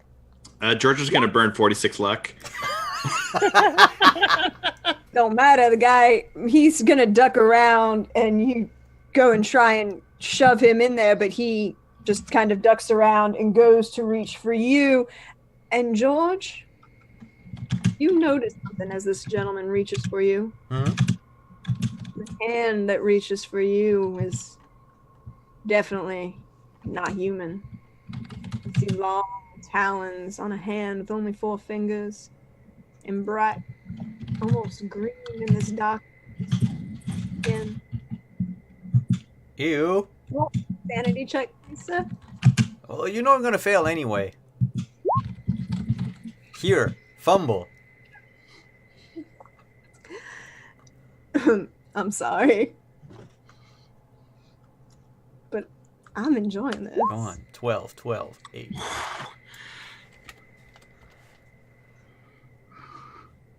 Hey, George. It's all real? Oh, it's real, the real. 2 things, George. Number 1, you can add that amount of sanity loss to your mythos skill. Oh, wow. Plus 8. Mm-hmm. Nice. Number 1. Number 2, you're not real focused now, George. And you're really angry at these individuals who threw somebody that you kind of really like out this window. And, you're much more concerned about her safety than yours.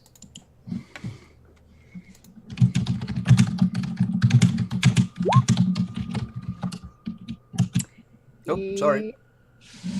No. I wanted to see, because technically I should have a bout of madness because I lost more than 5 in one shot. Like I said, you're only concerned about Maisie.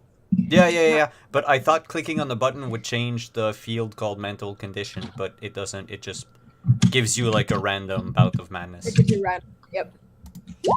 Oh, for 1 round. This will be entertaining. Doctor, Yes. what are you gonna do now that you've healed yourself and? Well, so that was a question ahead. Was I'm assuming I've been hit with some sort of snake venom. Oh yes, Um, you did manage to treat it well enough that it's not currently spreading. yes, but I have to do something. I would like to go to the back of my office and check on my sister and the children. So, Running back there, it's very easy to find that the door is very firmly locked, and you hear scraping noises as well. You're pretty sure your sister just shoved your dresser under that doorknob. and I'm gonna ask, Isabel, is there anybody in there with you? Aside from Lawrence and Cassandra? No. Obviously. Good.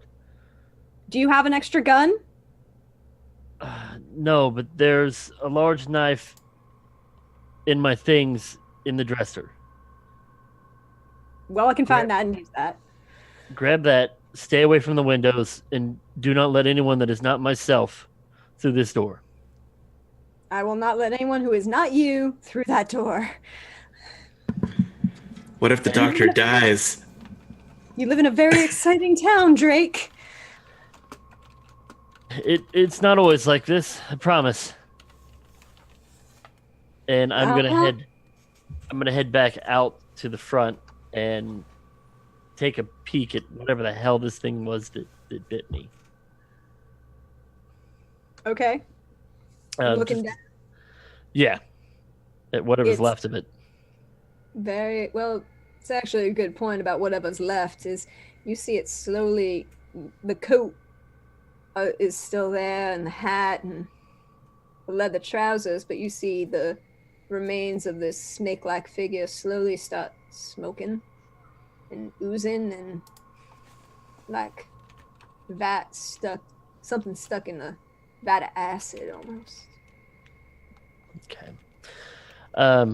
As I see that, I'm gonna make an effort to carefully reload my revolver and make my way next door to check on Maisie and George.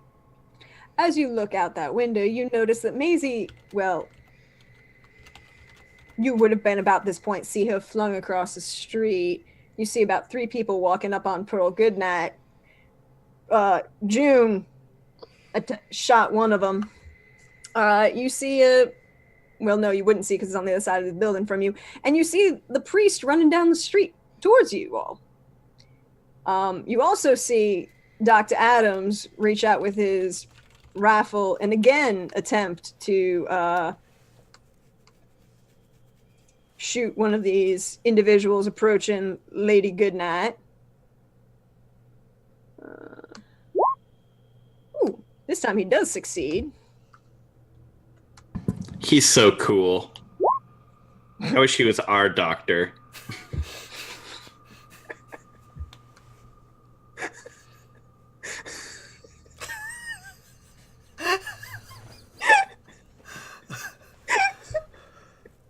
I love that you made the sign.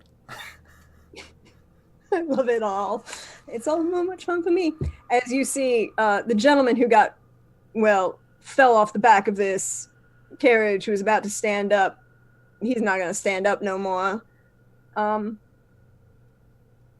Hey, Pearl? After you shoved Maisie onto this roof, what you going to do? Hide. I'm going to step back into my establishment, keeping an eye out, but getting some cover since I'm no longer busy, no longer occupied. How many people are still coming down the street? 2 that you can see. And they're armed? Oh, very much so. Okay. So fun. Okay, yeah, I'm gonna get in my establishment and like peek out and see if I can yoink one of those. You want to steal the gun? Yeah. All right, well, let's see if they survive that strength check this time. Okay. And then I As don't you know. roll that telekinesis. Mm-hmm. Yoink. Well, does he hold on to it? No, he does not. You yank that gun right out of his hand, and he is, well, you're assuming it's a he, based on the shape and size, and you're pretty sure that this individual that you just stole this gun from, June did have to throw out of your establishment at least once. And he's a mite angry that his revolver is taken. Oh no. It's so sad. He's going to take the other one that he has, and he's going to fire at June. Not in June! So, June. Uh-huh. He's going to miss, though. Yeah, I'm gonna shoot right back. Go right ahead. Oh. You put a bullet in his... What? Where are you aiming? Just probably, if he had the gun out, probably trying to aim for that same arm. You put it in his shoulder, it falls to the ground, and you see a very angry Leon turn to you and go, and just kind of glare menacingly. But you're used to men and their unfortunate dispositions, aren't you, June? Mm-hmm. You Not can face. Yeah. Especially when I've thrown this one out with his pants down around his ankles, so. This is true, but this is a face of a man who definitely wants to get even. Mm-hmm. Hey, George. Hi. I need you to make me a listen check.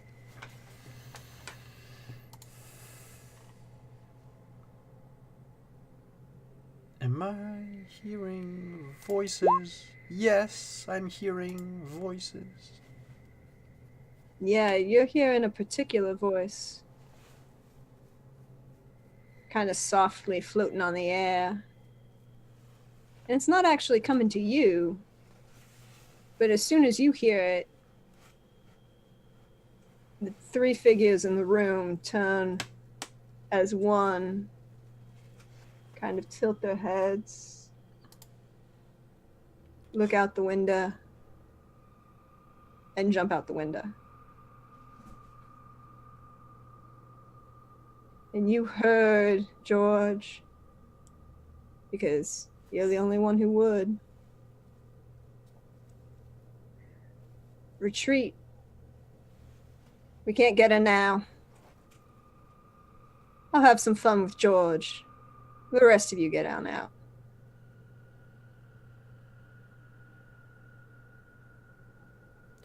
I reload as fast as I can. Take the round to reload. And that's where we're going to go on our break, y'all. All right. Before we go on break, we still had 2 spins left from Chris's donation. So let's just get that little boost for right after the break. So the first one is a rest. And the second one is, yeah, we might actually get some respite. And another special for all of us. Ooh. All right. I'm keeping it. All right. So we got another special, and you can rest.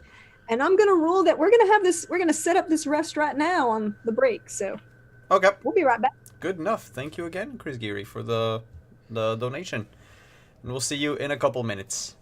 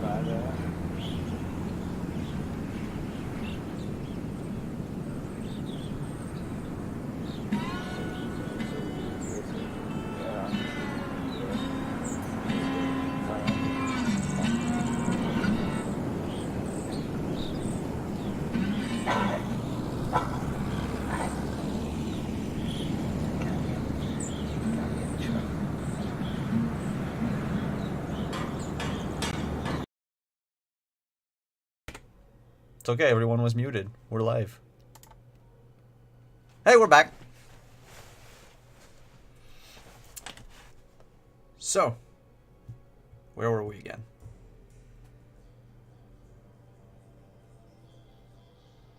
Well then, we have I was on a Maisie roof. on the roof. Pearl is holding a gun that she, well, mentally holding a gun that she ripped out of somebody's hand. June is standing square off with one Leon and shot him once and made him drop his gun. George, you just watched three folk jump out of a window at the request of a, well, how does George feel about the individual who made that request?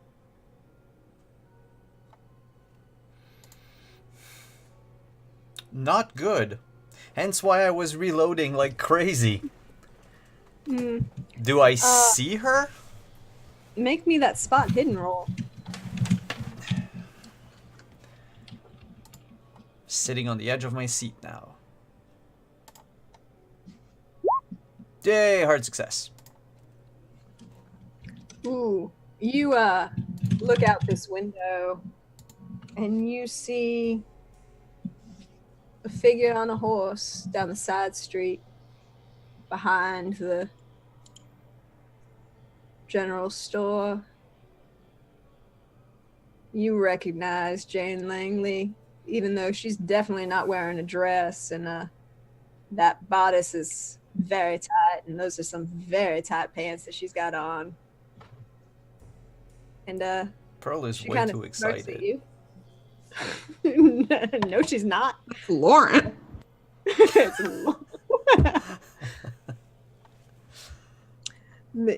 you see her long dark hair is pulled back, and you know that if you actually could see her face, her blue eyes would be sparkling. And as she flicks her hair back, you see again this large ivory and jewel encrusted collar, and she smirks as she can see you. And George, I need you to make me a contested powers check. Reminder for everyone watching, I suck at these. Oh, As he nails it. as I nail it. Ooh, you do. I was gonna say something, but I'll keep it to You myself. nail it. Yeah, Yeah. George. Don't jinx What yourself. happened? Right ahead, George. Everybody No. knows how biblically you know Jane Langley. You nailed it. Past tense. Quite literally. Yep, pretty much. Yep. Pretty much. Thank you, but Lauren. You feel your arms start to shake, and you look down, and there's something writhing across it. It almost looks like the ethereal form of a snake trying to bite down on your arm, but you shake it off and fling it away from you and steady yourself, and you see this figure on the horse just shake her head and start to ride away. She's riding away? Yep. Like she's fleeing? Which direction? Out of town, towards the mines, along with the other three that she told to run, and Come on, George, shoot her again. the one that's running down the street from in front of June. June, what would you like to do? Shoot? Is that even a question? Not at all. Who are you shooting at? So, I've got the one guy who I just shot. Yep, he's The the one kind of glaring at you, and you see him start to turn to the others as they start to run, and just kind of turn and smirk back at you and reach to pull a knife. Yeah, let's put this guy out of misery, huh? Oh, fuck me. All right. Yeah, that doesn't work so well, and he's gonna try and stab you with this knife. Can I run up and pocket sand him? You know, I want to see if this works. That's all I got. I don't have a weapon. What do I roll?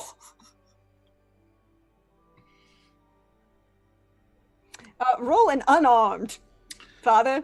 All right. I don't even know where that's at. Unarmed. Oh, right there. You fling sand into this man's face. Yes. Hey, June, I will say that because the father he's spending the round just kind of pulling stuff out of his face. Would you like to shoot him again in advantage? Because he can't see Yes, shit. please. Come on. Hard success. Oh, ooh. And you put a bullet right between this man's eyes, and he drops like a ton of bricks. Is the one she shot in the knee still alive? On my No, he porch? bled Aw. out. Aw. Okay. I am sorry I was late, Miss June. I appreciate the help in whatever form comes. Maisie. Yes? You're on the roof. I'm on a roof. She You're on the roof of the schoolhouse. she pulls out a fiddle. Okay, so first of all, can I actually use one of my traits? Which trait? So Maisie did get her shoes on. She did. And so I would like to, if our benevolent keeper allows. So Maisie's also resourceful, so I can spend 10 luck to find something that I need. Can I say that my knife was in my shoe? Like was in my boot? I like this idea. So I can get it and get my hands untied. Yep, you can spend that 10 luck to get your hands untied. I do want to see the dex roll to see how you managed to pull your hands from behind your back to pull this knife and not fall off this roof. Yep. This is gonna be tricky.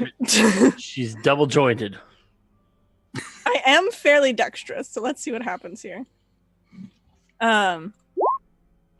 Ooh, you do not fall off the roof, and you have the knife, but your hands are still behind your back. So, would you like to spend the round getting yourself untied? Yes, please. Spend the round getting yourself untied. Hey, Pearl. Yes. The gentleman whose gun you stole is running down the street. Everybody's running away from you. Sorry, something's happening on my computer. Give me a second. It's all Okay. good. Okay, say that again. Everybody ran away from you, except for the gentleman that June just shot dead in the middle of the street. That seems rude. Maybe they just don't like you. That's even ruder. Can I see any of them? Make me a spot hidden. Okay. Hard success. You do see one of them as he turns the corner down the back side, jump on a horse and start riding off.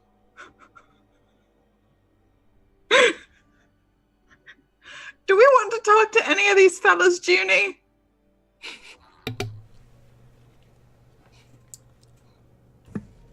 Quickly! Yes. Okay, I would like to yoink him off the horse back toward us. This is a great day. Oh yes, I am down for the yanking off the horse. I am so down for that. He's gonna try and make a strength check though, to hold on to the horse. You're gonna have to. Oh damn, that's a good one. Yes, it is. Yeah, that's a good one. He stays on that horse. You feel him jerk back, but he just kind of digs in, and the horse continues on. And he kind of turns to look back at you, and he's gonna fire randomly. Probably not really gonna succeed real well, but he's gonna try. We'll see at this point. Hey, Hey, he's definitely not. He's not. George, All right. what would you like to do? They're all running away to the mines. Well, they're running away from somewhere. They're going definitely out of town, and the horses were behind the Coldwater. So yeah, you're assuming that they're heading in that direction. Do I have a clear shot? And I can't believe I'm gonna say that. Do I have a clear shot to Langley's horse? Probably not, because she went first, so a bunch of people in front of her, or behind, or between you and her. But I would have a shot to one of the people in the back then. Probably. Okay, then I'm gonna shoot one of them in the back. Because I have no qualms about doing that. Okay. It's gonna be a fair distance, so you only get one. Yeah, well, I can't find the hammer on that. Yeah. Hey, success. You managed to shoot him. Roll me a luck roll. Really? With whatever luck I have? Wait, what? Woo! Wait, what? he That worked. fell off. He fell off the horse, honey. but the rest are keep going.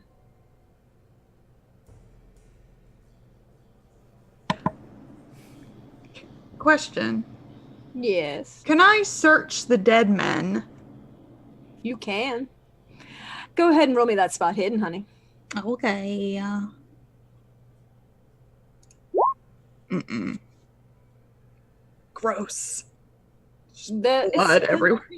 There's a lot of blood. There's a big mess. I mean, June did basically put a 45 through, well, a couple 45 rounds through a couple people. It makes a right big mess.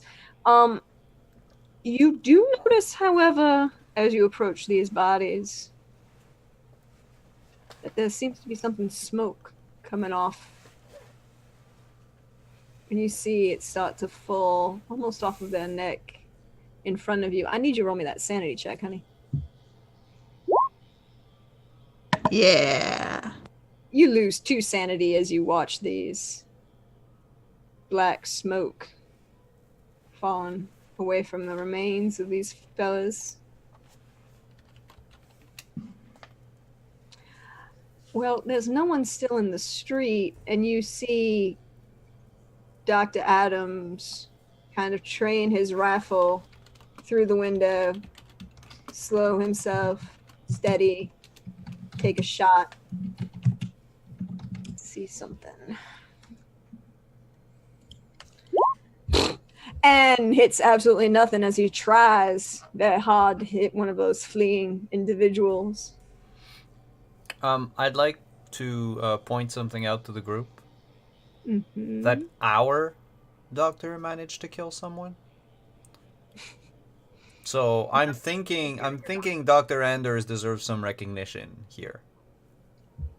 Like, I think we all know who the better doctor is now. Did anyone see it though? Unfortunately, no one. And the other doctor did get the guy was trying to catch me at them. Yeah, where's Oh, the yeah. guy with the wagon? Did His- the wagon? The horse for the wagon had already bolted, but the other guy is still lying there bleeding on the ground. Ooh! Yay! He's under the window, basically, of you, George. Let's go get him. So you were saying he would break my fall.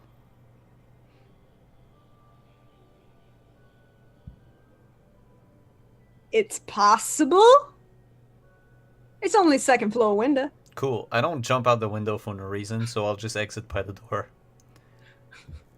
Smart decision. Hey, Maisie. Maisie's stuck on that roof trying to figure out a way off. Hey, doctor. Yes. I'm assuming running up the stairs? Or running up the street, I should say? Running up the street past Maisie's store up toward Lady Goodnight's.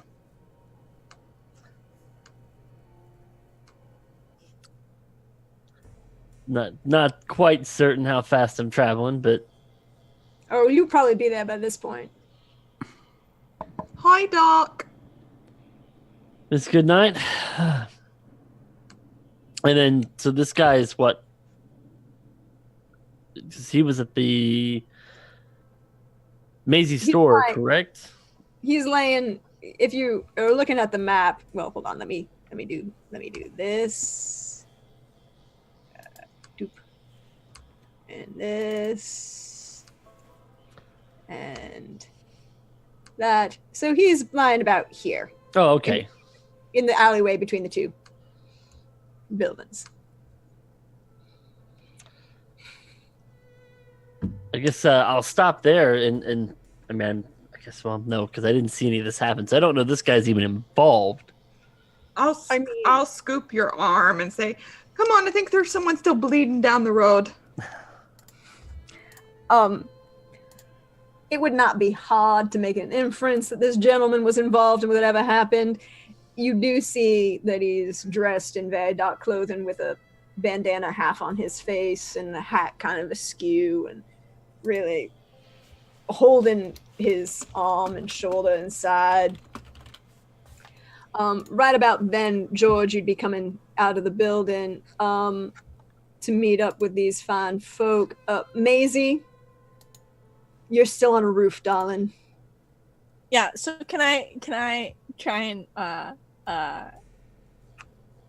do the good old fashioned, like, get the knife in between my hands and, like, Oh no, you did that last round. You did that last okay, round. we did that. Cool. So I got my hands free now. Your hands are free. You're still dressed in your nightgown and boots on the roof of the schoolhouse. It is what it is, right? Weirder things have happened. Actually, maybe not. I don't know if weirder things I have was happened. gonna say you were just telekinetically thrown across the street. I don't think. But there were no got- tentacles this time. Yeah. That's fanfic. I'm not willing to write. um, so I think it's a schoolhouse, right? So it's not the biggest building, but it's probably what, like roughly 2 stories. Yeah, it's roughly 2 stories. That's like 40 feet. I mean, it's about 20 feet tall. Okay. Short building.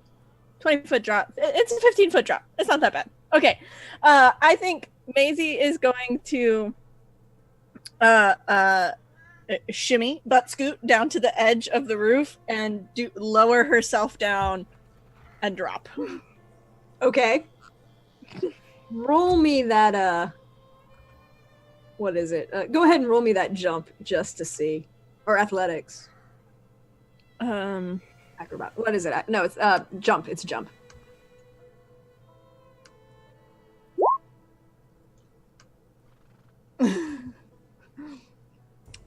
Yep. You managed not to fall and hurt yourself. It is, however, slightly jarring and a little disconcerting. George, you have a gentleman bleeding in front of you. Doctor, this gentleman is bleeding out in front of you. You see Dr. Adams lean out and just kind of go, I'm assuming you can take it from there, gentlemen. I'm going back to bed. And just kind of closes the window, snuffs the candle, and goes back to bed. He's such a badass doctor. Did you see that? He just opened the window and just started shooting and defending us. It's pretty impressive. He has been almost too helpful of late. Doctor, would you like to treat this gentleman, or are you going to let him bleed out? How bad are we talking here? I mean, he probably would definitely benefit from your considerable skill. I suppose we should keep him alive. So I will apply my services to at least staunch some of the bleeding. So, first of all, I need you to roll me that first aid. Okay, success. Next, I need you to roll me that spot hidden. Ooh, nope, failed. Man on the ground pocket sands you. Probably. Next, I need you to make me a dodge roll. Oh, what a shithead. That's extreme success. As he definitely comes up swinging with a very large knife in his hand. George! You would recognize this knife in his hand. It looks very similar to the one that's sitting on the floor of Maisie's store. It's a snake knife. May I non fatally shoot him? Talk. What do you think this is? A make-believe game? Non-fatally shoot? I mean, you could attempt to. What I will say is you can attempt to make the shot. If you choose to make it non-fatal, we can narratively take that as a choice that you made, and therefore we'll adjust the damage on such. But you still have to shoot it effectively. Okay, well let's give that a shot. Nope. Yeah, no. He's gonna swing at you with that knife, Doctor. Can I do Hey, something that's Pearl. not yoinking? It's not. I'm not gonna yoink. What I like to do is like take. Yoink him. Since I came up with the doctor and I have my shawl on, can I from I don't know where I'd be, but can I like my shawl around his arm that's got the knife and pull it back? You could try. I'd love to try. Go ahead and make that unarmed. Yeah. Hey, Pearl. Oh shit. Fortunately, you aren't as successful as you think. You definitely get that arm in there, and you pull the shawl on, and you're pulling against it, and he just kind of pulls through with the knife and cuts through that whole shawl. And That was expensive. yeah, it probably was. June, you might have to buy your girlfriend a new silk shawl. It happens. There's no might about it. Yeah. Hey, Pearl. What? You're right up close to this gentleman. Yep. I need you to do me a favor. First Okay. of all, I need you to make me spot hidden, and you Okay. get advantage. Oh, that's nice. Yay! Hey, Pearl, Yeah. that knife in his hand, Uh-huh. you remember a knife just like that one. Oh, yeah. You pulled a knife just like that one out of somebody's hand. I and yoinked it. did yoink this knife. But this knife is actually now coming a little bit closer to you in your face. So Not my face, Prax. he's Yeah. gonna miss significantly, but he's gonna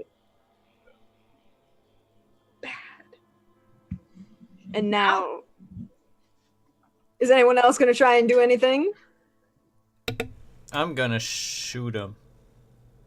Go ahead and roll that shot. He's very distracted trying to stab Pearl in the face. Well, cut Pearl across the face. Can Maisie finally wander over and join everyone else? You can run up now, yeah. But George gets his shot first.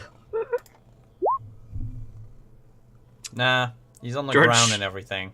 George shoots Maisie. I mean, he is within 10 feet of you. He is within 10 feet of you if you would like to fan that hammer. I'm not gonna fan the hammer on someone lying on the ground. This unnamed NPC is so powerful. I have no problem shooting someone in the back, but fan the hammer on the ground, that's where I draw the line. guys. Okay, fine. There you go. You just made me lose like 2 more bullets. I will say, George, George, it's a general store. Ever get you some more? I will also say, George, by this point, he had stood up when the doctor tried to, and he went to stab him, and that's when Pearl tried to intervene, and he decided to try and stab Pearl instead. Okay, because in my mind the image was he was still on the ground, and I was just over him with my pistol and was just going ta ta ta ta ta ta ta. That seemed like a lot of overkill. Says the man who headshot his ex-girlfriend. With Yeah. 1 bullet. After pretty much fatally shooting her in the stomach. 1 bullet. It's just the image of fanning the hammer on, like, I don't know. It's Okay. just He was a threat and upright. He is, however, no longer a threat and very, very dead. All right, George, we get it. You know, if you want to have this affect your sanity, go and subtract 10. It's fine. Earl picks up the knife. Pearl, as you pick up that knife and run it through your hands, I need you to make me a luck roll. Okay. Yeah, before I could say anything. Hard. Oh, you're very lucky, my dear, as you see the pin in the top of the handle kind of come out and would have nicked your eye. Yeah, these snake guys are some sneaky fuckers. Yeah. Look. Look familiar to you? Yeah. Yeah. So, I mean, that's kind of what put 2 and 2 together with this whole situation. If only we could have kept him alive, we could have questioned him a little bit. there's another one alive. Where? I shot him as he was riding away. He's about a few yards out.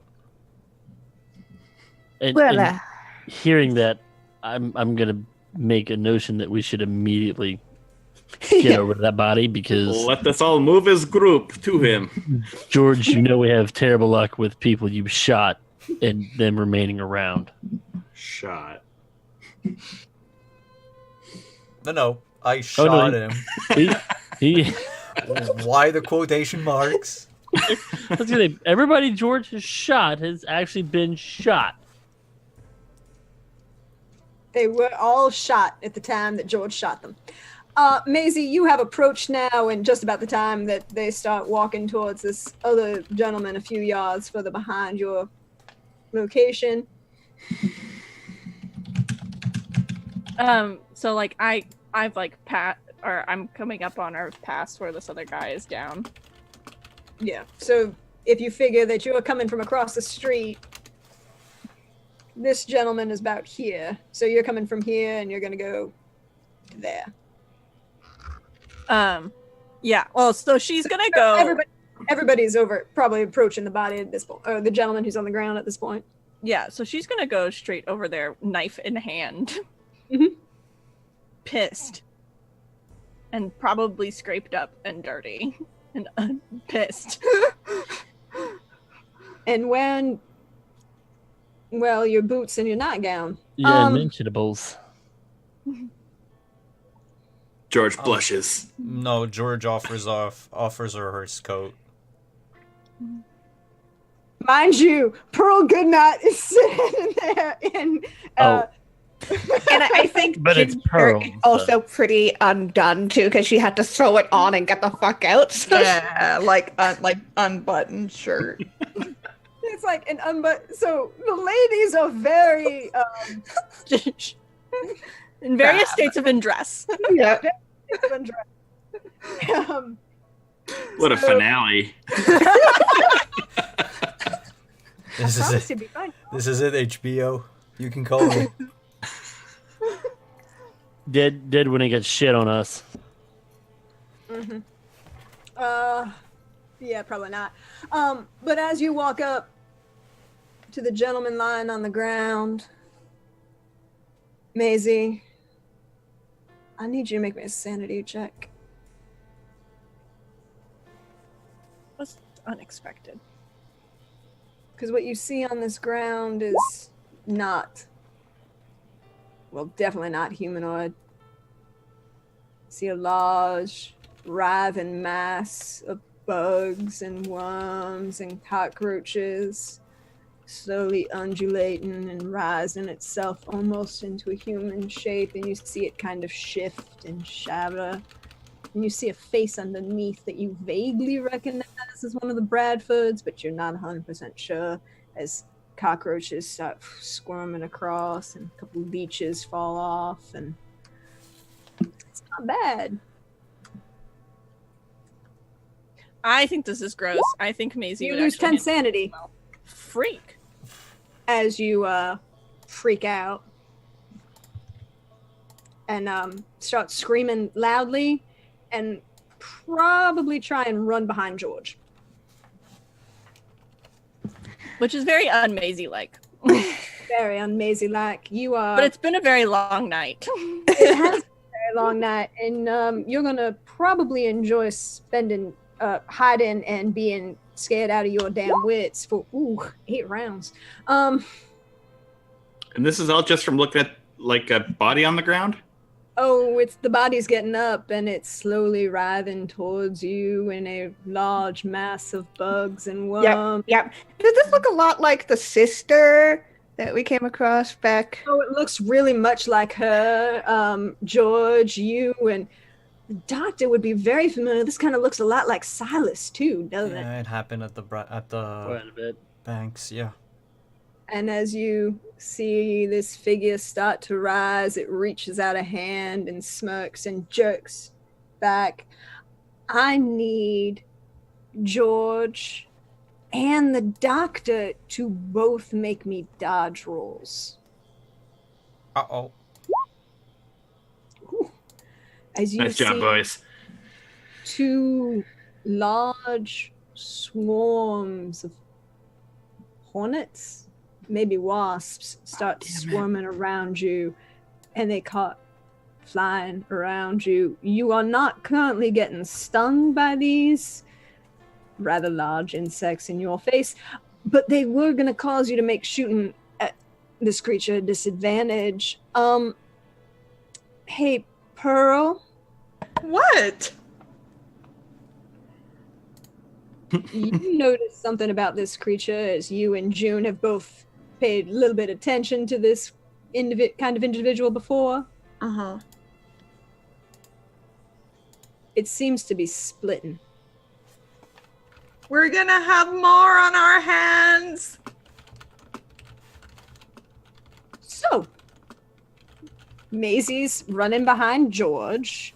George and the doctor have a small insect problem they gotta deal with. June, what would you like to do? Oh, I'm trying to remember what we did with the insect person. Kill it with fire? Yeah, that's what we did. Yeah. Do we have any lanterns in town right now that are on? Well, there's still a candle burning in Maisie's store. There's probably a couple candles burning in Lady Goodnight's. How far away is that from us right now? No more than 50 yards. Or, well, no, that'd be a little too much. Yeah, about 20, 25 yards. Couldn't math, sorry. It's okay.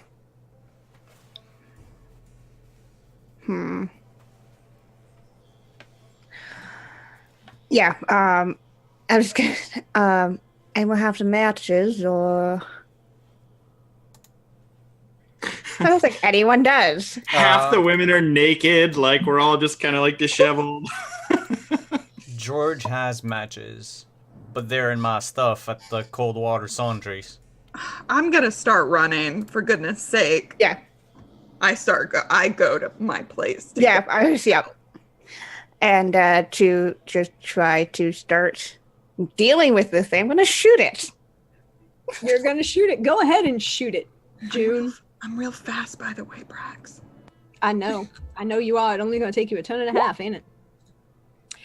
You definitely fire. Let's see how it does. Ooh, it does not.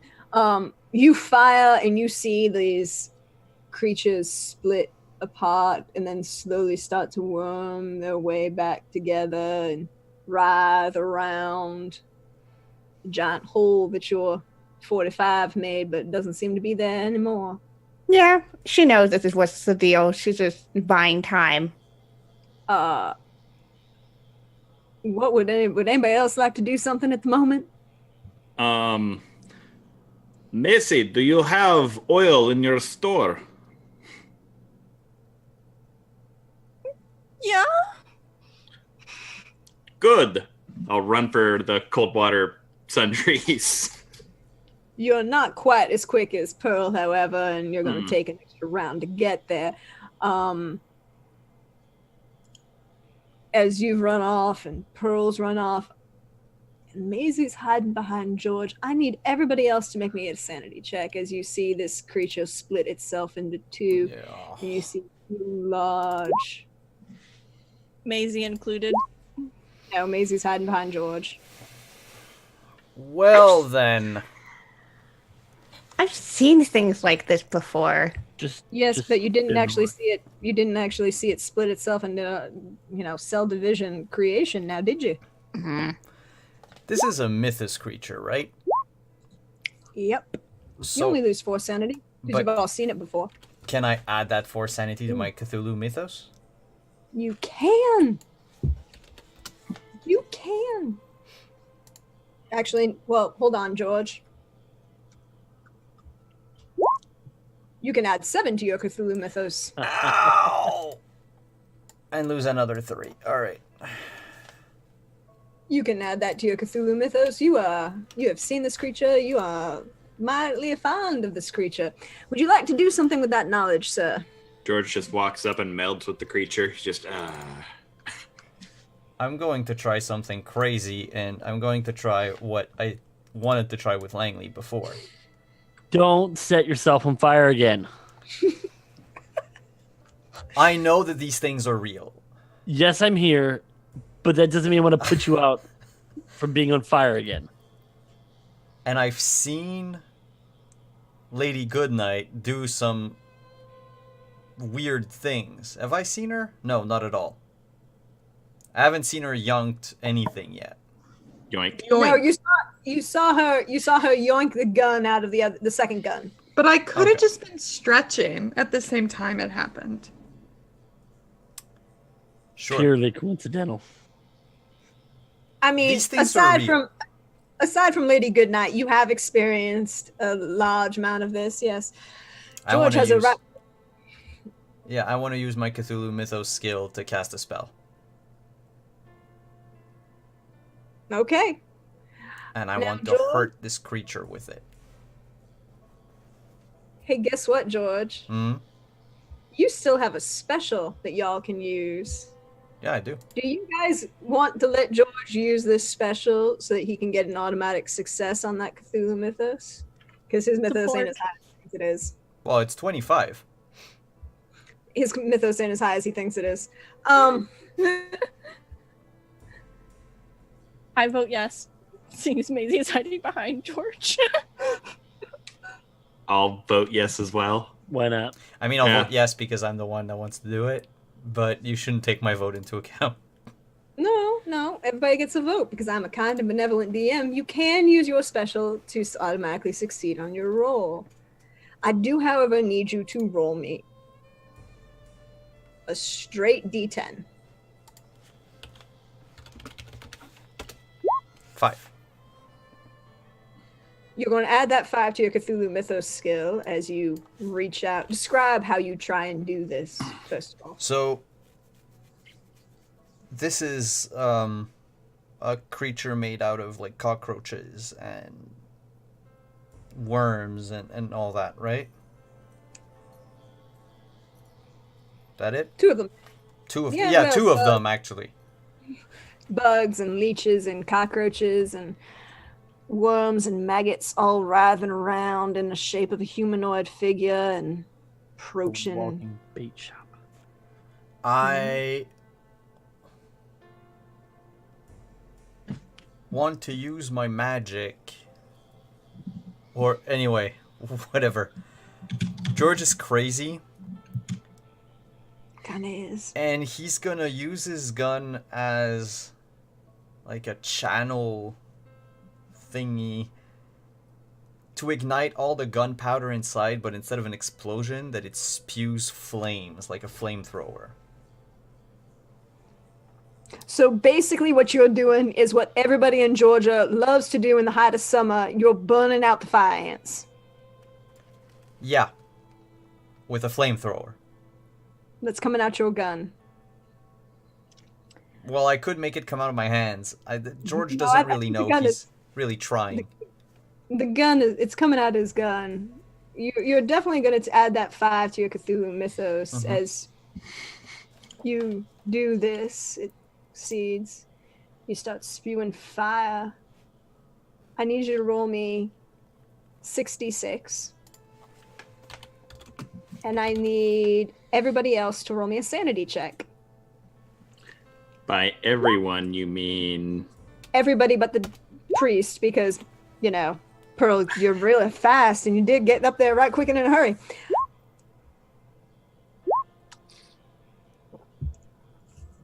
The rest of you only lose 3 sanity from seeing George suddenly spout fire from his gun and lighting these things all on fire.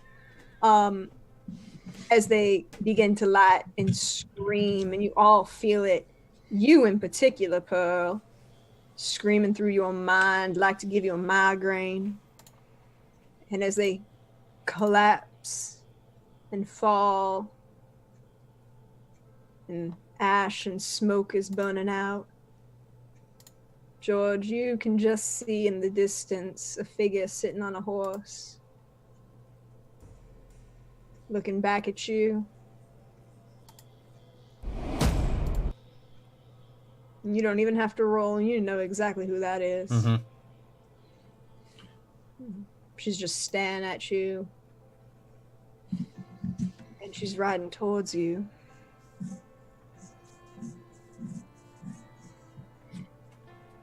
And I think I need June to roll me a powers check. Did you drink the whiskey, June? Okay. You get to make a straight powers check. June, you hear in the back of your mind that voice that you heard earlier today saying, well, this time it's saying a little something different. It's saying, I think you should shoot George, June. He's become such a liability. It'd be real nice if you did. I think I like him a little too much for that. Can I see her? You can see her. You can see her charging towards you on a horse. She's about... Yeah, cool. I'm just going to shoot. You know what? I'm going to shoot the horse. I'm down for this. Let's see what happens. Why the horse? Oh, because got her down first. Yeah, do it. Do it, baby. Come on, let's go. Oh, you're going to shoot this horse. The horse falls off. Now, here's a nice thing. Guess what, y'all? Guess what I have? A monster horse? No. A heart of gold? I have 2 advantages left. Oh, shit. She's going to spend one and kind of jump off this horse at the last second and not fall and crack her head open. Worth a shot. Definitely was. And I think she's going to use the other one to try and shoot Maisie. The other advantage? No, she's not going to do that. She isn't going to do that. She can't do that. Yeah, that's right. No, she's going to try and shoot George because Maisie's hiding behind George. Really don't like me. And she's going to miss. Horrendously. It's a good thing your girlfriend sucks, George. X. Hey, Sorry. Sorry, Macy. X. Thank you. I mean, if you really want to get that personal with it, Father, we can. Junie, who is this woman? She's very attractive and limber. Well, she's very much attached to the snake people. I think she's the one who's kind of very much orchestrating part of this. Oh, so she's bad. June, you didn't introduce me to your friend. It's she I like. I like her. June, nope, June does not. June is like stepping in between. Nope. Oh, Hey, right. Pearl. She's bad. What? Hey, you practiced what? Hi. Hi, I need you to make me a power. Make a power check? Yes, I do. Fuck off. Yeah, fuck off. You hear in the back of your mind, Pearl. Well, it's so nice to meet you. Maybe you should stab George for me in the back of the throat. You know, I'd actually be much better at stabbing than Junie would, but I think I'll refrain. He's a decent customer. Camera shot to Macy. Hey, so, Father, just about now would be about the time you were running back up. Dr. George, is there anything you'd like to do? Yeah, George says, Jane, stop messing around with their heads. This is between you and me. Well, no, now technically, really, George, you and I, that's personal, and that's just fun for me. The rest of them, that's business. And I'm getting paid a shit ton for this. So, no, I don't think I'll stop messing around with their heads, as you call it. Can I raise my pistol at her? You can. I want to raise the pistol and say, well, I'm not paid enough to deal with this, and I'm gonna shoot. She's gonna try and dodge. What the heck is that? How far away is she from us? Hey, Well, fuck Hey, my George. revolver. Your fucking George. gun's gone, George. I need you to roll me a 1d2. Shoots Macy. 1. Are The you gun on their team or fails, not? but does not explode in your hand. Stupid. I mean, it was just being used as a flamethrower, so it might have, bent some things. Yeah, I might have. Messed up some of the internal barrel. It's fine. Well, that didn't go like that in my head. I'm quite sure there are a lot of things that didn't go like it in your head. Honestly, I mean, is this the best y'all can do? Because I was convinced that something more powerful than you, and I'm just having fun now. The power is in her necklace, remember? What? What was that? I tried to yank that necklace before. Did you try to yank it or did you try to yoink it though? You gotta yoink it.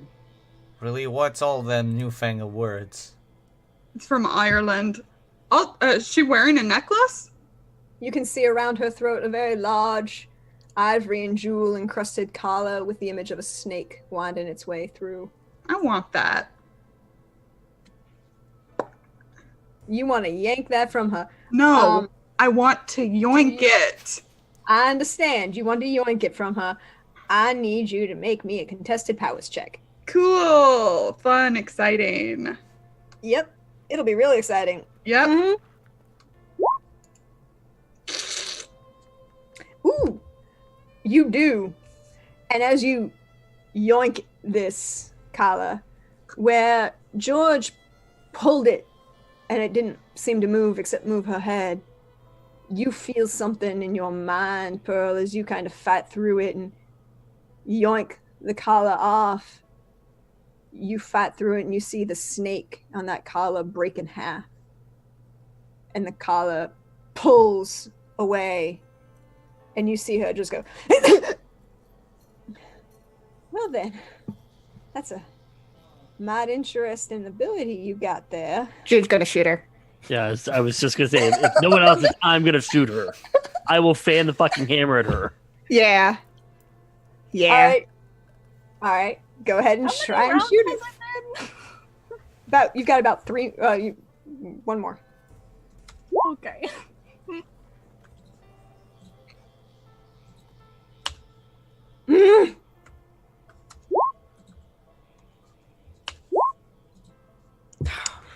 Well, she definitely dodges out of the way. And you said you're fanning the hammer, sir? Yep. So I should have 2 more shots at her. If she's You close have enough. 2 Yes, she is within 10 feet of you. You definitely put 2 bullets in her, and you see her jerk back. Start smiling and laughing. Well, George, your friends are much more entertaining than I thought. And you see her gesture with her hands and start speaking. And she's going to reach out and grab at the doctor who just shot her. And I need you to make a contested powers check. This is not gonna go well. But I do actually get to roll this at advantage. You do. You get a +1. And I failed. So there we go. This is gonna be good. Yeah. Why do I have a feeling I'm gonna shoot George now? No, that would have been worse. What you do feel, however, is you feel yourself lock in place, and you feel this. You look down and you see this smoke-like snake start roaming around your arm up to your throat and choking at you. You start to feel your entire body seize and rack with pain. You are going to take... Sorry. Kinda, but not really. You're going to lose 9 to your con score as you start to seize in pain, and you start to see pustules leaking out as this kind of oozy venom comes out of everywhere that looks like the snake went across. And you're going to lose 16 of your hit points. Hey, doctor! Was that half? You're muted, doctor. More than half. As you fall and collapse on the ground, you are majorly wounded, and anything you do now would be disadvantage. Your doctor is currently seizing extemporaneously and bleeding out of pustules on the ground. I also need you to roll me a sanity check. All right. Oh, nope, failed that one too. It's great. I love this. Love this. And you lose 15 sanity. That is not good. As you start to see spots in front of you and you are transported, Doctor. You are no longer staring at, well, Jane Langley. Now you're stuck on a battlefield. And you're disconcerted as you're trying to find who you're supposed to help, and you hear the screams of men in pain and the roar of cannons, but all you see is bodies reaching out for you. And you're incapacitated for the next 2 rounds. So, Did Pearl come back with fire? I came back. I have a lantern and I have some alcohol. So you're seeing Jane Langley reach out her hand and gesture with a bunch of words and reach, pull, and you see the doctor collapse on the ground, writhing in pain as if he's in an extreme seizure. How far away is she? She's within 10 yards, so you could fan the hammer. What would you all like to do? Can I run up and smash a thing of oil on her? Pull a George? Oil or fire? Because pulling Oil. a George is... Oh, okay. Well, oil, and then I figured Pearl would throw the lantern, or like telekinesis the lantern on her or something.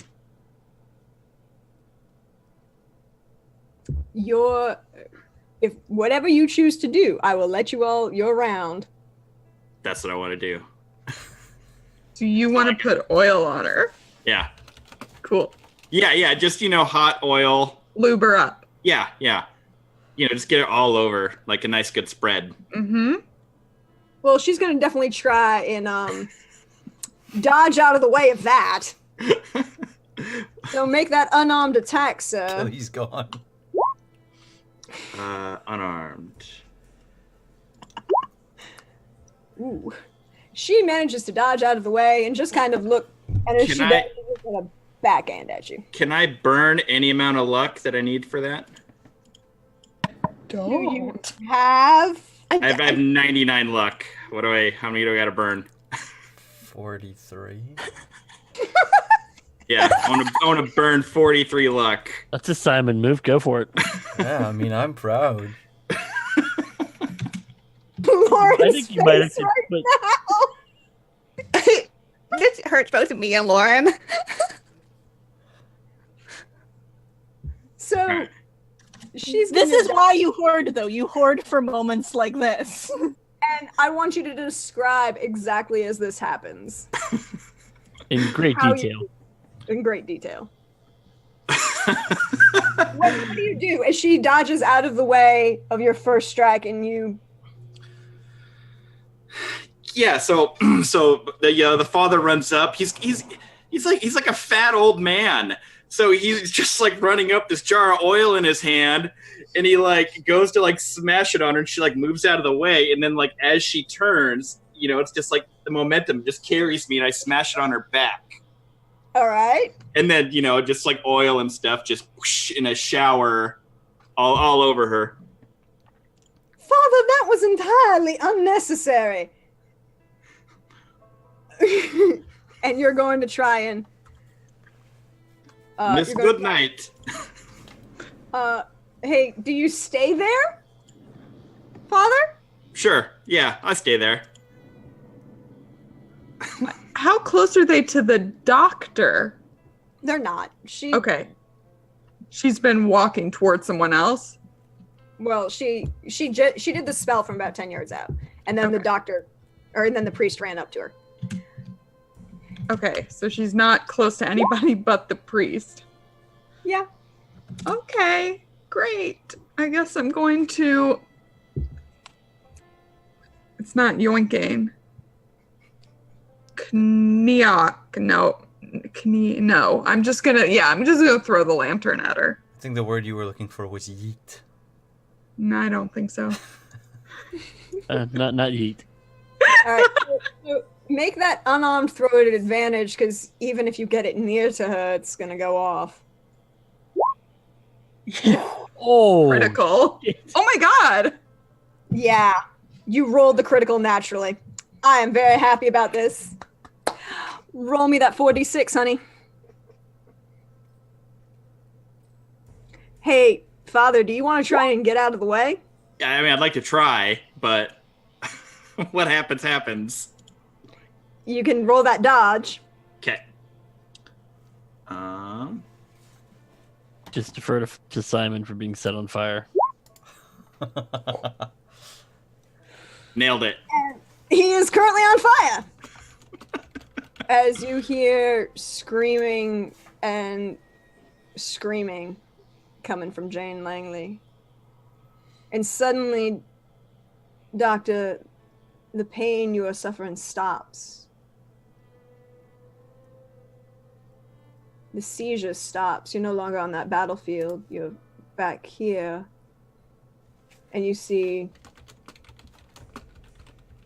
her collapse on the ground. Father, you're gonna take 10 of that 14. Nice. George, is there anything you'd like to do at this moment? She's still up. Kind of. She's kind of fallen to her knees, screaming like a lit fire. How's Maisie? Hiding behind you. Thanks for your concern, George. Yeah, George. Has the doctor stopped convulsing? The doctor has stopped convulsing. Okay, I want to make sure that the doc is still alive. He is definitely still alive. He's in a great deal of pain, though. Can I try to first aid him? You can. I'm gonna try to first aid. I'm gonna burn 39. No. Do you want some help? Please. Sorry. Please.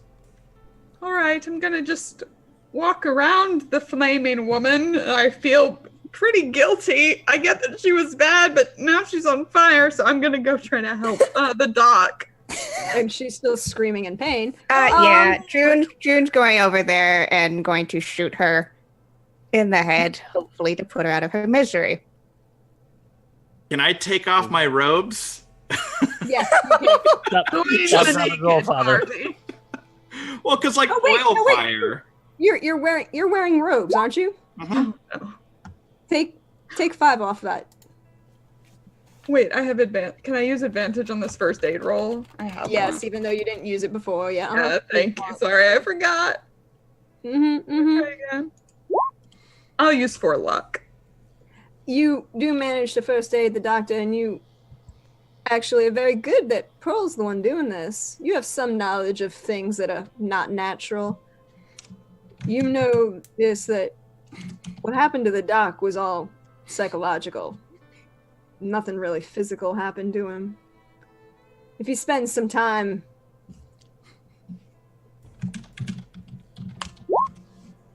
a day relaxing, he might recover himself fully. But you do get him back 1 hit point. You're gonna shoot her in the head, June? Yes, I would very much like to stop the screaming. Fire away. I'm getting as close as I can without being on fire. Of course. Mhm. You hear the scream stop, and she collapses to the ground. And suddenly it's quiet. The bugs are gone. You look down and you realize that the flame is gone.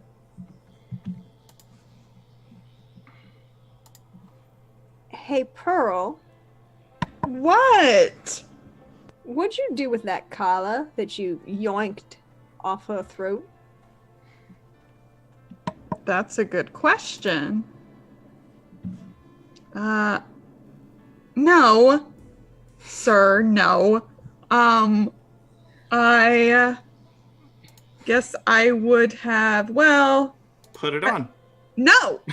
I had thrown the lantern, so I guess it's in my hand?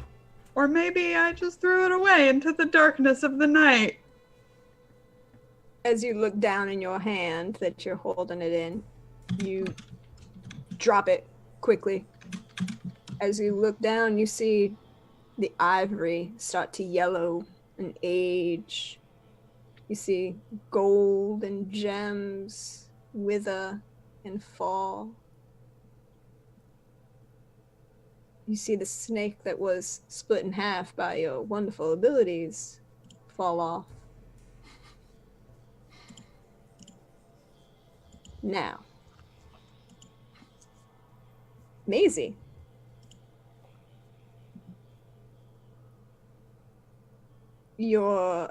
George is in front of you, trying to help the doctor. The priest has put the fire out himself, but now he's standing around in his unmentionables. As all he was wearing was the robe. Well, I hope he was wearing his undimensionals under the robe, because otherwise... Yeah, it'd be like the very old-fashioned style, like whitey tighties. Go with it. This is... Oh my god, sorry.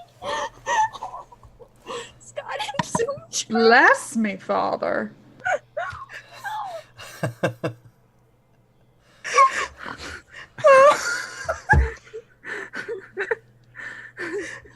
For those of you wondering, we're talking about priestly dad bod.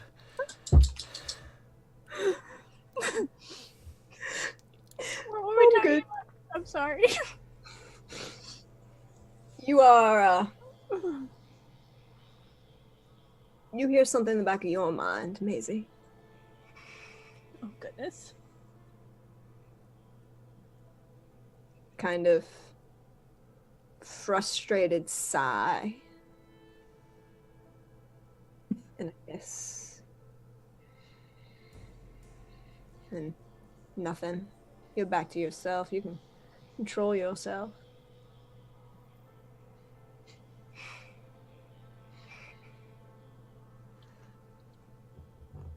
So, And what are you gonna do?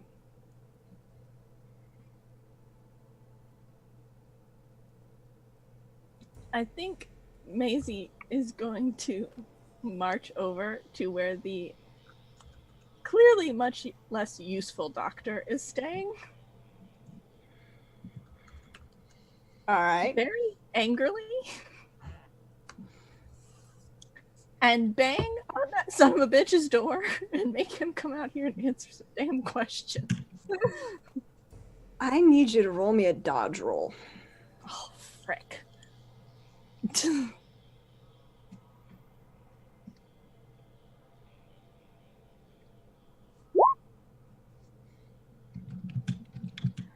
As you bang on his door, he shoves the door open and hits you in the nose with it.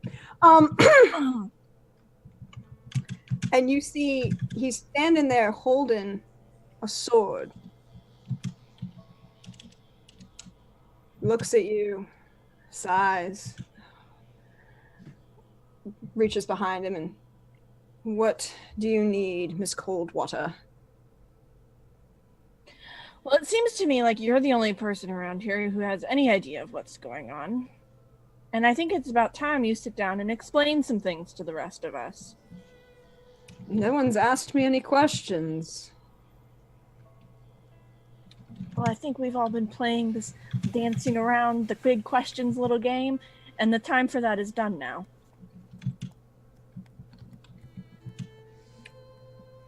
He looks at you, snorts a laugh, shakes his head. My dear, the time is, well, so much fun for those of us that have it. But I'm assuming you came for me for an actual reason. Well, for starters, Dr. Anders seems to have been affected psychologically by that woman again. Seeing as you seem to have all the magic answers. I don't have all the answers. Be nice if I did, though, but no, I don't have all the answers. And she gives him very much the mom look when like the kid is clearly like walking around the question to like not say that they were trying to sneak out of the house, and mom's like, I know, quit the bullshit. And he literally raises an eye at you and goes, did you have a question in there? Darling, let me save you some cheap things. Oh, don't darling me. No, definitely wouldn't. I like your suitor. He's rather entertaining. But do you need my services as a doctor? I just want to note that my last words were, "Don't let that son of a bitch Adams touch me." You're also on the ground. I don't think your opinion matters at this point. And the whole "we need you" functioning thing. My first question is, do you know of anything that could help our dear doctor? My second question is, do you know anything more about that woman and turning into a pile of bugs? The woman turned into a pile of bugs. No, one of her things turned into a pile of bugs. That's entertaining. I'm glad it's entertaining for you. For the rest of us, it's not so funny.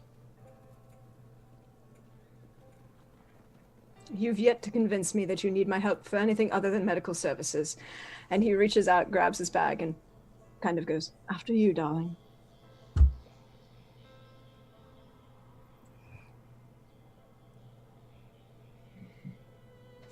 And I think she steps aside and spits very close to his shoe some of the blood that's coming out of her mouth from getting bonked in the face by the door. You really should learn to work on your dodging. It'll be useful to you in your life. And then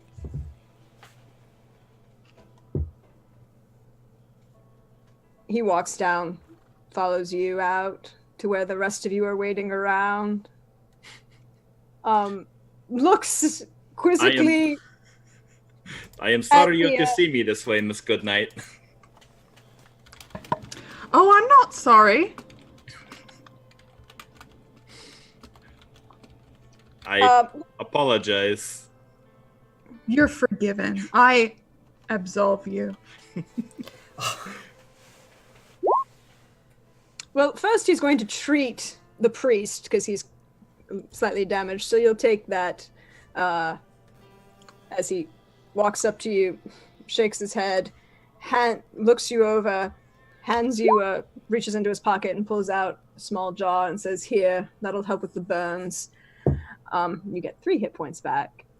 Nice. Walks over to the still incapacitated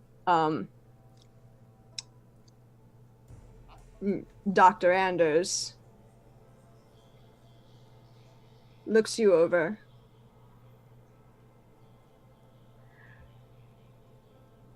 So, was it screaming visions of pain, or was it, small bugs eating at your mind?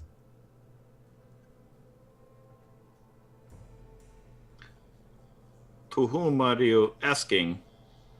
Oh, I'm assuming the doctor can hear me. He's not dead yet. And am I actually awake for this, Yeah. or am I still... Okay. It was just screaming. Screaming. Have yourself a very large drink and sleep for about 24 hours. You'll be fine. That's what I said. I like you. I like me too. I've been introduced. I'm Dr. Benjamin Adams. He's a very tall gentleman. Dark hair. Looks about George's age. He is a very interesting gentleman. Don't give away all my secrets yet, Miss Chan. Anyone else need my assistance and medical attention at the moment? George, you look a little,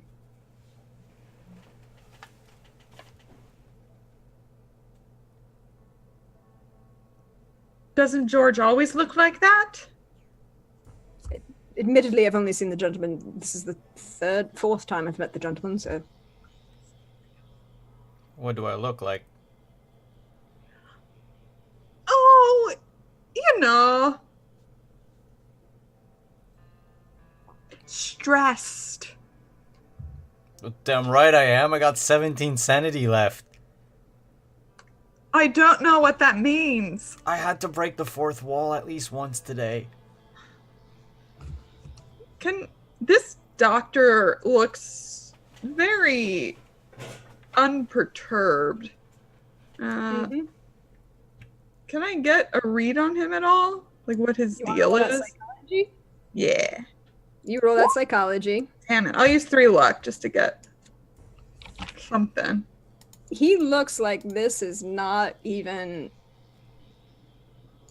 a Tuesday. He's a little tired from being woken up. He looks about George's age, but you know men, Lady Goodnight. You notice his hair is a little out of fashion. It's older, styled. You notice that he a little bit eyes a little bit, well, they've seen a lot more than the face that recommends. You also see that dark curly hair with those hazel green eyes and a nose that some people might call hawk-like in his face. You'll also notice that unlike most of the folk around here, he's carrying a medical bag and a sword. You are so interesting, Doctor.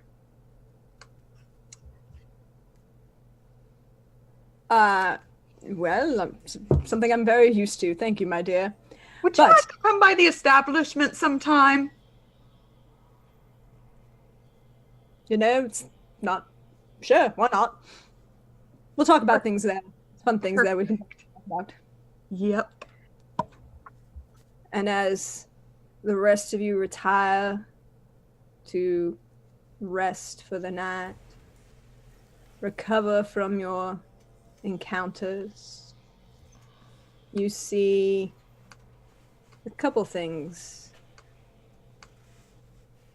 we're gonna kind of go through.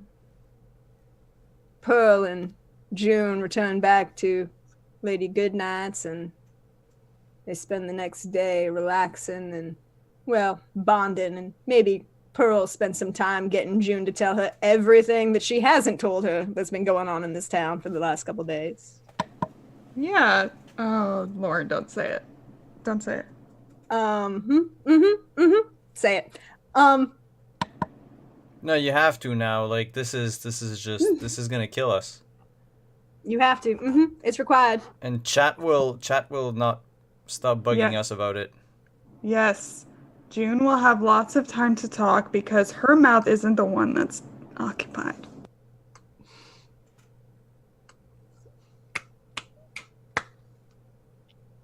This is why we ask Lauren to come hang out with us.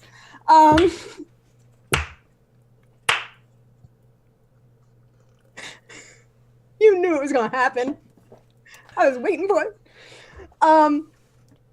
You see the priest return to the church, spend the day in, well, bed rest, trying to overcome his injuries.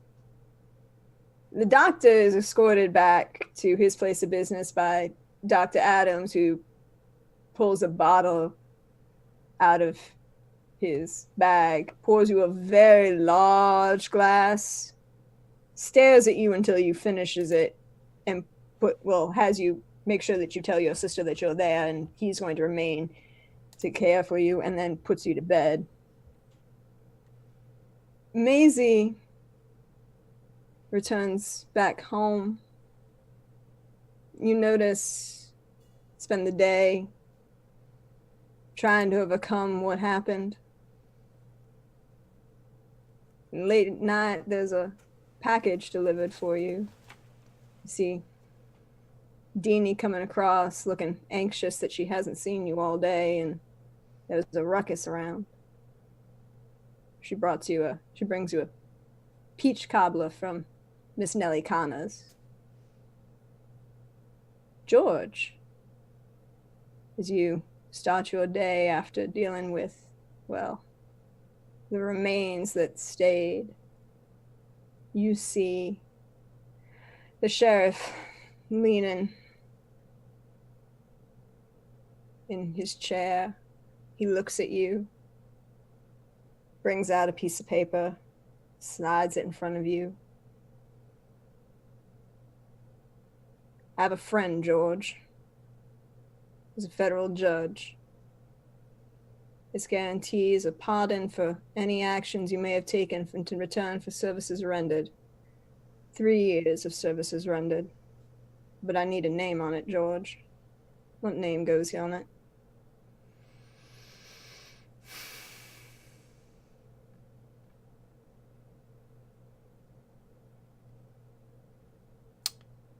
And I'm gonna sign Robert Stone.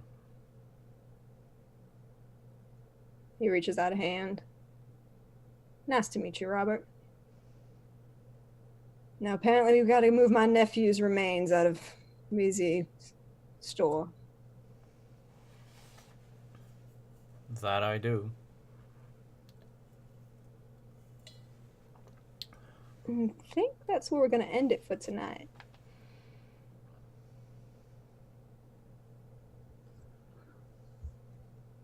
Everybody okay? Everyone's super quiet.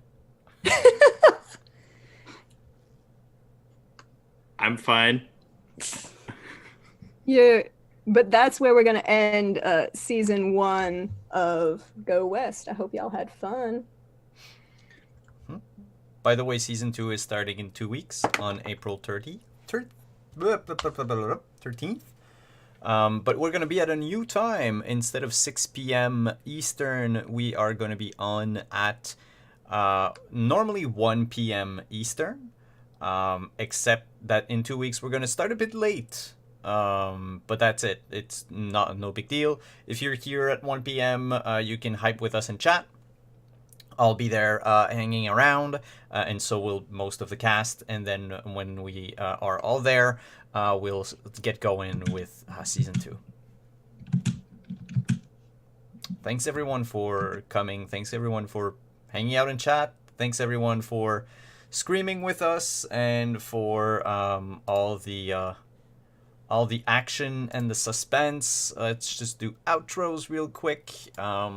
We'll go around, start with Father Makarov. Tell us who you are, where we can find you on the internet. He was looking for it. Super fun session. Simon, Deirdre, everyone, hilarious, loved it. I still don't know the story, what's really going on. But anyway, I'm on the internet at Thragon on Twitter.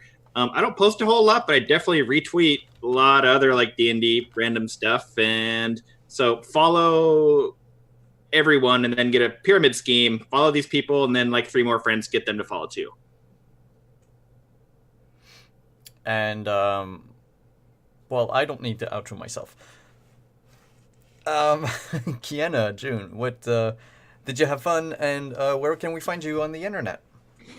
Oh, this was very, very good. Love doing badass shit. Love dealing with weird eldritch bullshit. Also, so much fun having Pearl there because June's very different when Pearl's there. Yeah. Hashtag lesbians. Yep.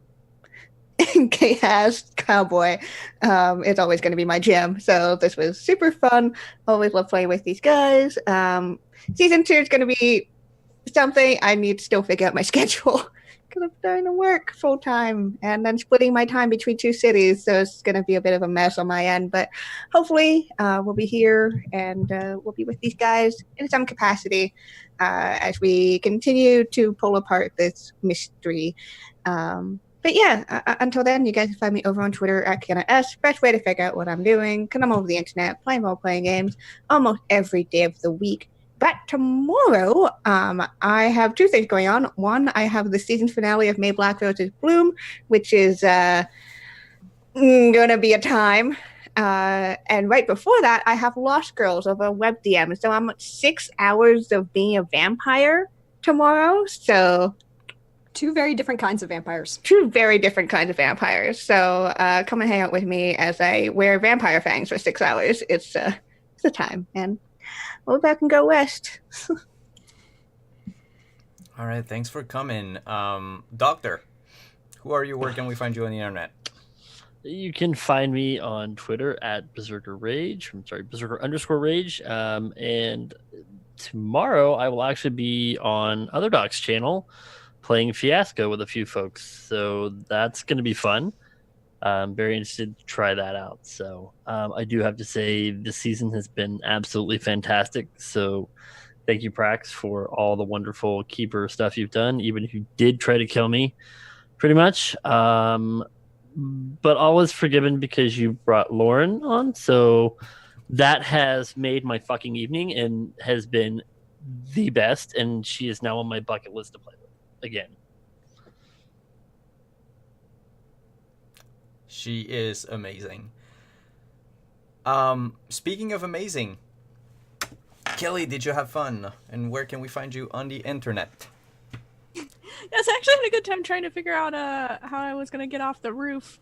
And really just enjoying just having Maisie figure out how to react to all of the things that just kept happening. Which is like, oh, look.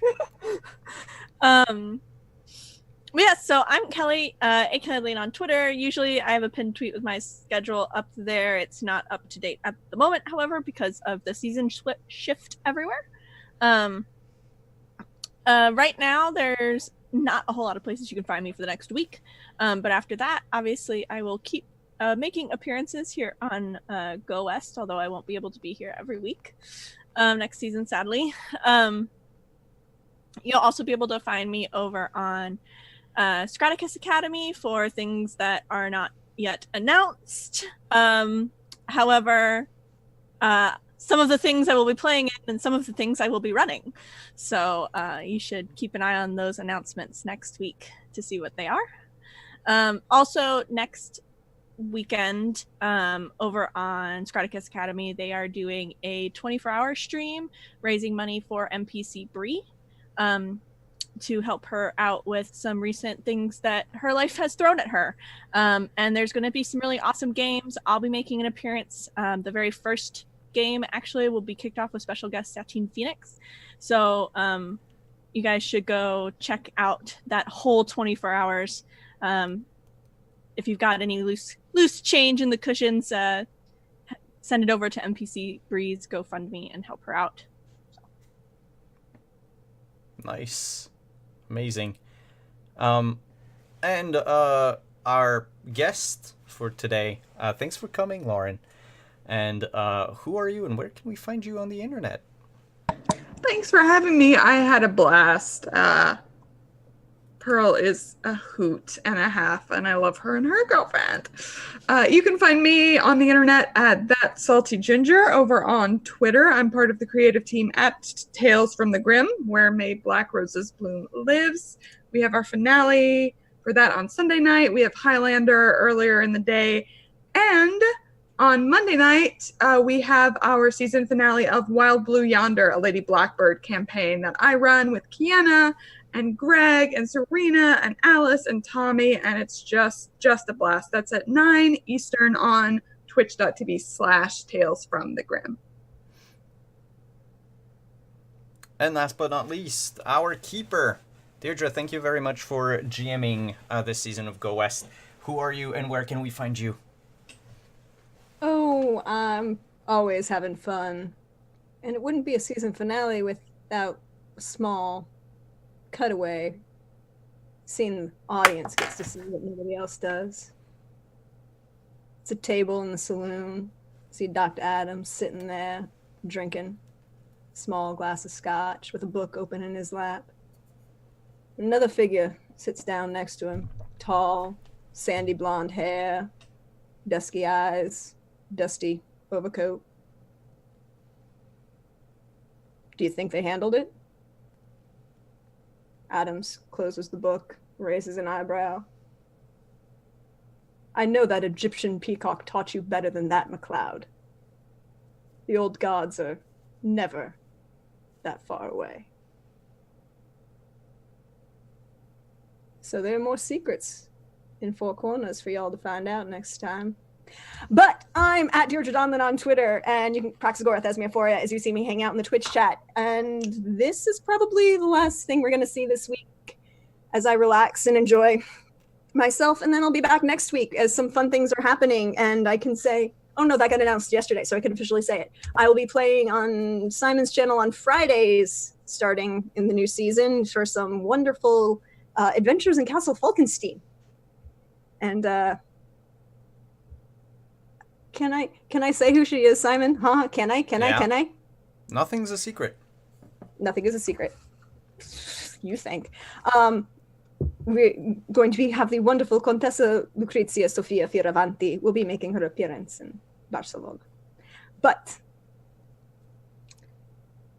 that's where I'm going to leave it for tonight. Can't wait to see what else happens in Four Corners. Yep. And like I said earlier, our new season will begin in 2 weeks from now. So on Tuesday, April 9th, will be the premiere of Dark Matter, and then on Thursday, April 11th, will be the premiere for Burning Witches. And on Friday, April 12th, Castle Falkenstein, and then on Saturday, April 13th, another game of Pulp Cthulhu. Thanks everyone for coming. Thanks for hanging out in chat. Thanks to all of you for playing, for agreeing to be part of this super awesome game. And we'll just leave off rating our good friends at Off the Table. They are playing Ryutama right now, so let's just go and spread all of our love to my good friends at Off the Table. And we will see you in 2 weeks. Bye-bye.